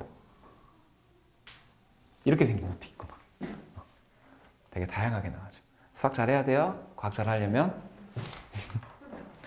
물론 이제 통합과학에서는 뭐 수학 잘할 필요가 없는데 이제 2학년 올라가서 과학하거나 3학년 올라가서 나오는 투과목 뭐 그리고 더 나아가서 대학 가서 하는 거 있지, 그지? 대학 가서 이제 과학 공부할 때는 거의 이게 수학인가? 과학인가? 화학도요. 이게 과학인가? 수학인가? 제가 메인 전공이 화학교육이에요. 화학교육인데 거기 화학교육에서도 이제 뭐 물론 여러 가지를 하지, 그치? 근데 화학 반응 속도론이라고 하는 이름만 들어도 벌써 짜증나는 그치? 화학 반응 속도론이라고 하는 학문이 있어. 그 화학 반응 속도론이라는 학문을 할 때는 미분, 적분 기본으로 다 해야 돼요. 되게 어려워. 화학도. 자, 그래서 발전기 밑에 보시면 여러 가지 발전 방식 이렇게 있는데, 자, 발전기에는 전부 다 이런 게 발전기가 들어있어요. 발전소에 발전 이런 게 들어있는데 어떻게 터빈을 회전시키느냐. 터빈을 회전시키는 거 이거 사람이 빙글빙글 돌릴 수는 없잖아, 그치? 요거를 어떻게 돌리느냐에 따라서 이렇게 세 가지로 나뉘고요. 화력 발전은 그냥 뭐라고 생각하면 되냐면 뭐 석탄 보일러라고 생각하면 되고요. 핵 발전은 핵 보일러라고 생각하면 돼요. 보일러가 뭐 하는 거야? 보일러. 참 이름 잘 지어, 그지? 보일러. 보일. 뭐 하는 거야? 끓다. 보일러. 장치. 끓이는 장치. 화력 발전하고 핵 발전 둘 다 끓이는 장치가 있어. 뭘 끓여? 물 끓여. 둘 다 물 끓여주는 건데 화력 발전은 어떻게 물을 끓이냐면 화력 발전은 화석 연료를 연소시켜요. 그러면 화석 연료에 저장된 에너지 뭐지? 화학 에너지. 연소시키면은 어떤 에너지가 나오지? 나오지. 열 에너지가 나와. 열 에너지. 그 열 에너지를 가지고 물을 끓여요. 물을 끓이면은 이 물이 끓으니까 이제 기체가 생기겠지, 수증기. 그걸로 이제 수증기가 막 운동을 해. 그럼 운동이니까 무슨 에너지? 운동 에너지. 그 수증기의 운동으로 인해서 터빈이 회전해요. 터빈이 회전해. 터빈이 회전하면 뭐가 만들어지지? 전기 에너지. 그래서 화력 발전에서의 에너지 전환 과정을 알고 있어야 돼. 화학 에너지가 열 에너지로, 열 에너지가 운동 에너지로, 운동 에너지가 전기 에너지로. 그래서 여기서 이제 물 끓이는 장치가 있는 거야. 그래서 그냥 뭐야? 화석연료 보일러야. 화석연료 보일러. 그지? 그 다음에 핵발전. 현재 우리가 사용하고 있는 핵발전은 어떤 발전이냐면 핵을 분열시키는 발전이야. 자, 핵 분열 발전이니까 아까 핵 반응, 핵 분열이나 핵 융합이 일어나게 되면 핵 에너지가 나온다 그랬지. 자, 여기에 이제 핵 에너지가 있어. 핵 에너지. 핵 에너지가 이제 핵 분열을 하면서 열이 나와요. 그러니까 열 에너지로 바뀌지. 열 에너지. 그 열 에너지를 가지고 뭐 하는 거야? 물 끓여. 똑같이 가요. 알겠죠? 그러니까 화력 발전하고 핵 발전하고의 차이점은 여기까지밖에 없어. 화학 에너지가 열 에너지로 바뀌어서 물 끓이면 화력 발전. 핵 에너지가 열 에너지로 바뀌어서 물 끓이면 핵 발전. 이렇게 되는 거야. 아시겠죠? 그러니까 두 가지는 어쨌든 물을 끓여가지고 수증기를 운동시켜서 터빈을 회전한다라고 하는 거. 그 다음에 마지막에 이제 수력 발전은 조금 달려. 수력 발전. 수력 발전은 저수지나 댐 같은 걸 건설해가지고 뭘 하는 거야? 물을 가둬놓는 거야. 그래서 물의 높이, 수면을 높게 올리는 거지. 그래서 물의 포텐셜 에너지를 이용해요, 얘는. 물의 포텐셜 에너지를 이용해서, 자, 물이 여기 높은 데 있다가 여기 밑에 가로막혀 있는 쪽이 뭐 배수구가 열렸어. 뭐 예를 들어서 뭐 이렇게 댐을 이렇게 건설해 놨는데 댐을 이렇게 건설해 놨어. 이런 식으로. 여기가 다 이제 이쪽이 저수지야. 저수지. 근데 이쪽에 여기 수문이 하나 뭐 여러 개가 있어. 수문이 이렇게 있어. 이렇게. 돼지코 같이. 그럼 여기 이제 막아놨다가 열면 어떻게 될까? 여기 높은 곳에 있던 물이 내려가고 해가지고 이쪽으로 평 이렇게 막 이렇게 나오겠지, 그지? 그러면 물이 높은 곳에 있다가 아래로 점점 내려가니까 역학적 에너지, 포텐셜 에너지가 운동 에너지로 바뀌지, 그지? 자, 물의 포텐셜 에너지에서 물의 운동 에너지로 바뀌어요. 그럼 그 운동 에너지를 뭐 하겠어? 터빈을 회전시키는 거야. 그러면서 전기 에너지가 만들어지는 거다. 이렇게. 그래서 수력 발전이 변환되는 과정이 가장 간단해. 근데 설비는 굉장히 돈이 많이 들 거야. 왜? 댐을 만들어야 되잖아. 물을 가둬놔야 되지. 그렇지? 자, 그래서 원리 각각을 보시면 화석연료가 연소할 때 발생하는 열로 물을 끓이고 이때 나온 증기로 터빈을 회전시킨다. 화력발전. 그래서 화학에너지, 열에너지, 운동에너지, 전기에너지 이렇게 바뀌고 핵발전은 우라늄과 같은 핵연료의 핵에너지, 핵반응을 통해서 발생하는 열로 물을 끓이고 이때 나온 증기로 터빈을 회전시킨다. 핵에너지, 열에너지, 운동에너지, 전기에너지. 수력발전은 높은 곳에 있는 물의 포텐셜 에너지를 이용한다. 높은 곳에 있는 물이 낮은 곳으로 내려오면서 터빈을 회전시킨다. 포텐셜 에너지, 운동에너지, 전기에너지. 자, 각각의 치명적인 단점만 나열해 볼게요. 일단은 화력발전은 화석연료를 연소시키는 거니까 뭐가 나오겠어? 대기 오염물질이 나오겠죠? 뭐 예를 들면은 이산화탄소 등의 물질이 막 나와. 그럼 이걸로 인해서 지구온난화가 일어날 수 있지, 그치? 온난화가 더 가속화될 수 있어. 그 다음에 화석연료가 무한정 있는 게 아니잖아, 그치?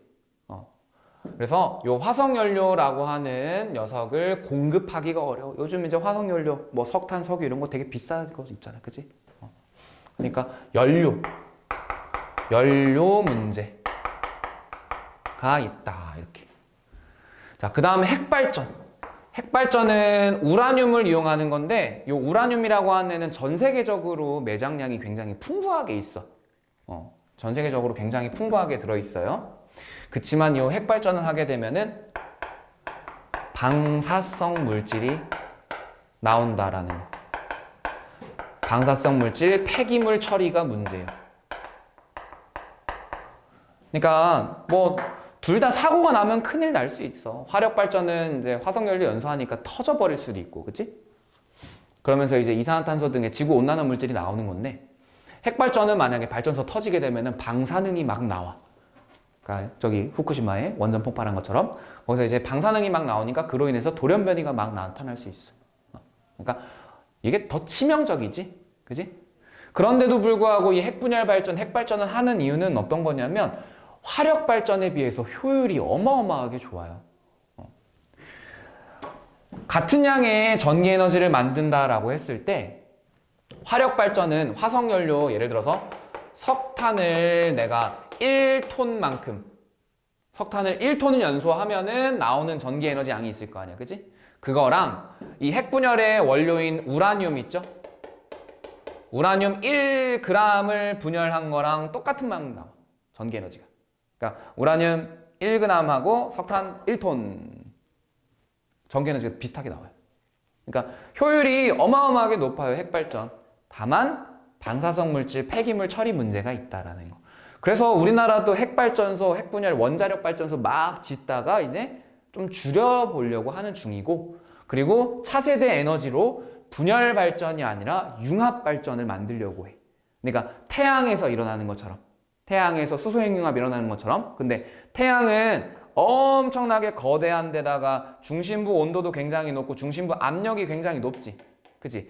그래서 지구상에서 여기 태양의 중심이랑 비슷한 환경을 만들려면 온도를 1억 도까지 올려야 돼. 1억 도까지. 그래야 지구에서 태양처럼 수소행융합을 하는 그런 행융합 발전소를 만들 수 있는데, 그거 이제 우리나라 과학 연구자들이랑 해외 연구자들이랑 같이 해가지고 지금 만들고 있어요. 실제로. 만약에 이게 만들어지면은 전기세가 엄청나게 쌀 거야. 전기료가. 엄청나게 싸질 거야. 왜냐면은 만들어지는 것도 뭐밖에 안 만들어지냐면 헬륨 만들어지잖아. 그치? 근데 수소라고 하는 거는 우리 바다에서 무한정 거의 공급받을 수 있잖아. 그치? 그러니까 원료도 싼 데다가 그냥 거의 무한정 공급이 가능하고, 그 다음에 전기에너지도 이 우라늄 핵분열 발전보다 훨씬 더 많이 나. 얘도 효율이 좋은데 얘보다 더 효율이 좋아. 그래서 그런 차세대 발전 방식으로 만들어내고 있다. 그 다음 수력 발전 같은 경우에는 무슨 문제가 있을까? 생태계가 파괴될 수 있는 위험성이 있다. 왜냐면 인공적으로 하천의 물을 막아버려가지고 댐을 건설한 거잖아. 그치? 그러니까 하천 강의 생태계가 문제가 생길 수 있어요. 딱 봐도 생태계에 문제 생기게 생겼죠. 그림에도. 그치? 물을 막아버렸잖아. 자, 75쪽의 문제로 들어가 볼게요. 전자기 유도에 대한 설명으로 옳은 것과 옳지 않은 것. 코일을 통과하는 자기장이 변할 때 발생한다. 맞나요? 맞죠? 세기가 센 자석을 코일에 넣고 가만히 있으면 유도전류 흐른다? 가만히 있어야 돼요? 움직여야 돼요? 움직여야 되지. 유도전류는 자석을 코일에 가까이 할 때 흐르고 코일을 자석에 가까이 할 때 흐르지 않는다? 둘 중에 하나 움직이면 돼요. 근데 만약에 자, 요게 코일이야. 요게 자석이야. 이렇게 움직이면은 왔다 갔다 하면서 상대적인 운동이 생기니까 전류 흐르겠지? 이렇게 해도 움직이게, 그죠? 근데 이렇게 되면 상대적으로 움직이는 게 아니지? 그러니까 이때는 전류가 안 흘러요. 그거 꼭 기억하시고요. 그림은 코일에 자석의 N극을 가까이 하는 모습을 나타낸 것이다. 자, N극을 가까이 하니까 어떻게 돼? 코일에는 N극을 어떻게 하는 방향으로? 밀어내는 방향으로 자기장이 유도되므로 코일의 가 부분이 N극이 된다. 그러면은 N극이 위니까 위에다가 엄지 갖다 대고 빙글을 돌리면 그게 유도전류 방향이 되는 거지? 유도전류 방향은 어떻게 돼요, 그러면? 빨리 뱅글뱅글 감아봐. B. 감아봐. 직접 해봐. 이렇게 해봐. 자꾸 감아봐. 빙글빙글 감아봐. 알겠죠? B 방향이에요. B 방향. 터빈의 운동 에너지를 전기 에너지로 바꿔주는 장치, 발전기. 핵발전은 핵반응을 통해 발생하는 열을 이용하고, 화력발전은 화석연료가 연소할 때 발생하는 열을 이용하고, 수력발전은 높은 곳에 있는 물의 포텐셜 에너지를 이용한다. 이렇게 되겠죠? 자, 여기까지 하고 잠깐 쉬었다가 또 이어서 합시다. 자, 전기에너지 생산 뒤에 문제 봅시다. 자, 2번에 오른쪽 그림과 같이 막대자석 S극을 코일에 가까이 가져갈 때 저항이 흐르는 유도전류의 방향은 이라고 있어. 그러면 일단은 막대기에다가 어떤 극이 만들어지는지 한번 써보자. 먼저 막대기에다가 위쪽이 무슨 극? S가 다가오고 있으니까 위쪽이 S극, 네, 아래쪽이 N극. 그러면 아래쪽으로 N극 이렇게 손가락 내려가지고 그냥 잡고 돌리면 되죠, 그죠? 돌려보면 어느 방향이라고 해야 돼? B에서 저항이 있으니까 저항까지 껴서 이렇게 써줍시다. 이렇게. 그냥 BA라고 하면은 얘가 B에서 A로 이렇게 가는지 아니면은 B에서 이렇게 돌아가지고 A로 가는지 명확하지 않으니까 B 저항 A 이렇게 그려줍시다. 써줍시다. 그 다음에 5번으로 가보아서 코일 속에 자석을 넣을 때, 자석을 움직이지 않을 때, 코일 속에서 자석을 뺄 때, 이렇게 세 가지 상황에 대해서 검유계가 흐르는 거, 검유계 전류가 흐르는 거. 자, 그러면은 뭐예요? 가하고 다가 되겠지? 자, 코일과 자석 사이에 서로 당기는 자기력이 작용하는 경우. 자, 일단 가는 어때? N극이 다가오니까 위쪽이 N극 만들어지죠?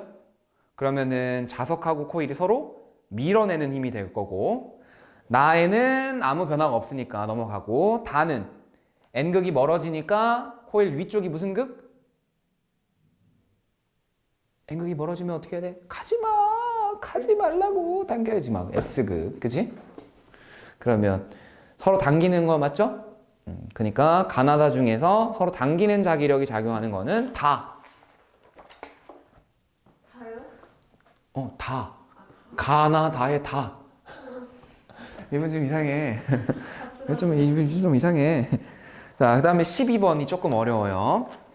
자, 12번을 보시면 지금 N극이 다가가는 중이지? 그래서 코일만 이렇게 그려보면 코일의 위쪽이 무슨 극이 만들어져? N극. 아래쪽이 S극. 이렇게 되지, 그지? 그렇게 해가지고 도선이 이렇게 연결돼 있을 때 여기에 A라고 하는 다이오드, B라고 하는 다이오드 이렇게 연결돼 있대. 발광 다이오드. 근데 이 LED라고 하는 발광 다이오드의 특징이 뭐였어? 어쨌든 다이오드니까 전류가 한 방향으로 흐를 때 빛이 방출된다. 이렇게. LED라고 하는 게 발광 다이오드잖아. 다이오드 자체가 한 방향으로만 전류가 흐르지. 이렇게 전류가 흐를 때 빛이 나오는 게 LED잖아.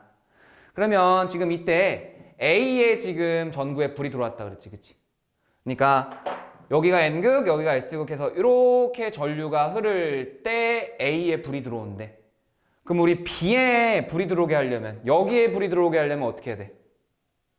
유도전류 방향이 반대가 돼야 되지? 반대가 되는 건 어떻게 되는 거야? 얘네 둘이 바뀌어야 되죠? 자, N극이 위니까 이렇게 감싸지는 거잖아. 그럼 N극이 아래로 돼야 반대로 감싸져서 반대로 유도전류 흐르겠지. 그래서 아래쪽이 N, 위쪽이 S 이렇게 만들어지는 걸 골라보는 거야, 이 문제는. 발광 다이오드에는 한쪽 방향으로만 전류가 흐른다라고 나와 있잖아요. 그죠? 그러면 자, B에 불이 켜지는 경우만 골라보래. 기억번 N극을 코일 속에서 뺄 때 N극을 코일 속에서 빼면은 코일 위쪽이 무슨 극이 돼요? S극이 되니까 맞지? 기억번 동그라미. 니은번 자석의 S극을 코일 속에서 뺄 때 S극을 빼면 위쪽이 무슨 극 만들어져? N극이 만들어지지. 그러면 A에 켜지는 거니까 탈락. 디귿번 자석의 S극을 코일 속에 넣을 때 S가 다가오면 어떻게 돼? 위쪽이 S극이 되는 거니까 B에 전류 흐르는 거 맞죠? 그 다음에 리을번 코일 주위에서 자석을 움직이지 않을 때에는 아예 유도 전류가 흐르지 않죠? 그래서 기억, 디귿 이렇게 두 개 고르면 되겠네. 자, 그 다음에 15번. 오른쪽 그림은 자석과 코일로 구성된 발전기의 전구가 연결된 것을 나타낸 것이다. 코일을 회전시키면 전구에 불이 들어온다. 이에 대한 설명으로 옳은 거. 코일을 회전하면 세기와 방향이 계속 변하는 전류가 유도된다. 맞나요? 맞아요? 아니에요? 뭐예요? 아니에요? 얘기해봐요. 15번이요. 코일이 회전하면 세기와 방향이 계속 변하는 전류가 유도된다. 맞아요? 맞아요. 이렇게 세기와 방향이 계속 변하는 전류를 뭐라고 부르죠?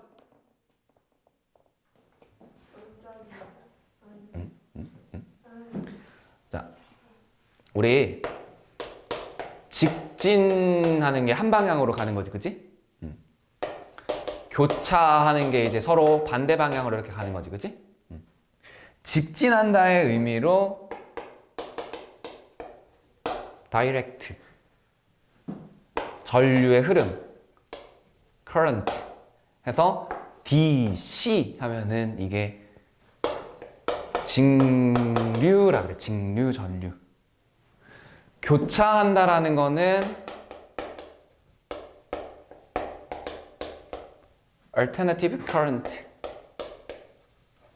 이렇게 얘기를 해. 그래서 AC라고 적혀 있는 게 교류예요. 그래서 집에 콘센트에 보면은 AC 220V 이렇게 적혀 있을 거야. 집에 콘센트는 교류 전류로 와요. 발전기에서 교류 전류로 만들어지기 때문에 집에 오는 것까지도 다 교류 전류라는 거야. 그래서 우리 AC라고 하는 교차하는 전류, 방향이 바뀌는 전류, 교류 전류라고 합니다. 그래서 기억번에 세기와 방향이 계속 변하는 전류는 교류 전류라고. 코일이 빠르게 회전할수록 유도 전류의 세기는 세진다. 맞나요? 맞죠? 전기 에너지가 운동 에너지로 전환된다. 맞니? 자, 전기 에너지가 운동 에너지로 전환된다. 발전기는 아까 뭐였어? 막 움직이면 전류 흐르는 거지. 그러니까 운동 에너지가 전기 에너지로 바뀐다 이래야 되죠. 전기 에너지가 운동 에너지로 바뀌는 거는 아까 하이브리드 자동차 할 때 잠깐 나왔던 전기 모터예요. 전기 모터. 생긴 모습은 똑같아. 아까 발전기 이렇게 생겼지. 발전기 이렇게 해가지고 N극 이렇게 있고 S극 해가지고 코일이 이렇게 돼 있었지. 똑같이 생겼는데 발전기는 여기 앞에 프로펠러 달려있어. 그래서 빙글빙글 돌면 얘가 회전하면서 전류가 만들어지는 거야. 그러면은 전기 모터는 어떻게 돼 있냐면 여기 부분이 있죠? 여기 부분에 이렇게 감싸줘서 여기에 건전지가 연결돼 있어. 이렇게. 그러면 건전지에서 전류가 흐르지? 전류가 흐를 때 얘가 빙글빙글 돌아. 그러니까 여기 앞에 있는 거 떼가지고 바람개비 달면 발전기고 건전지 달면 모터가 되는 거야. 그래서 발전기하고 전기 모터는 서로 이제 반대되는 작용을 하는 거예요. 전기를 운동으로 바뀌는 게 모터, 운동을 전기로 바꾸는 게 발전기. 그래서 아까 하이브리드 자동차에 전기 모터가 있는데 거기에 발전기 이렇게 써놨잖아, 그지? 똑같아요. 어떨 때는 배터리에 저장된 에너지 가지고 전기 에너지 가지고 빙글빙글 돌려.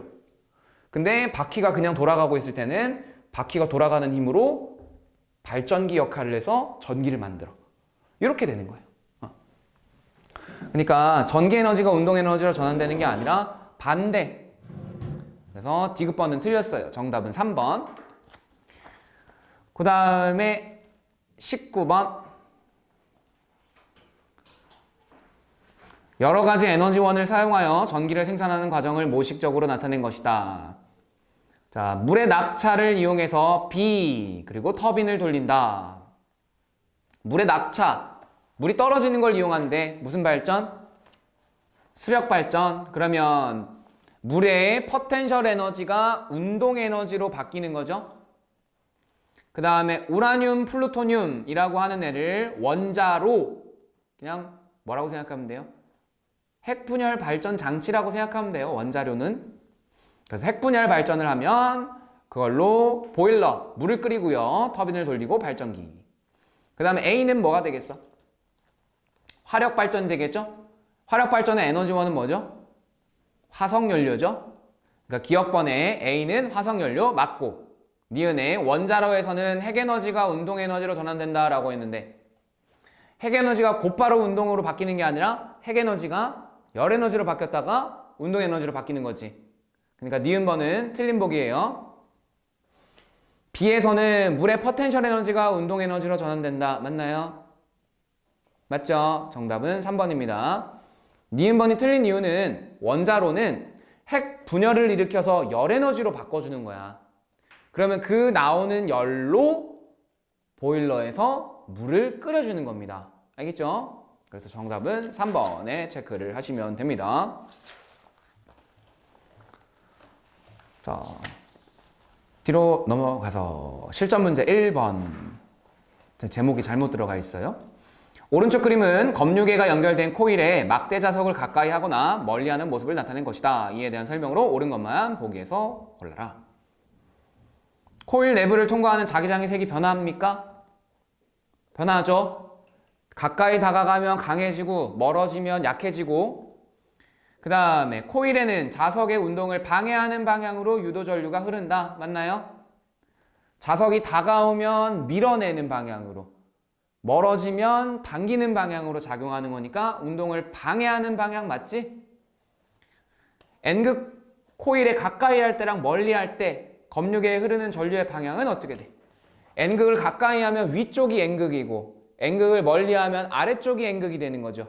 그러니까 방향이 같은 게 아니라 반대로 돼야 되지. 정답은 기억, 니은 이렇게 되겠죠. 오? 어렵지 않네? 쉬운데? 이 너무 쉬운 거 아니야? 8번. 오른쪽 그림은 고정된 코일 위에서 자석의 N극을 아래로 향하게 하고 가만히 잡고 있는 걸 나타낸 것이다. 자석의 중심축은 Y축과 나란하게, 그러니까 위아래로 움직인다는 거지.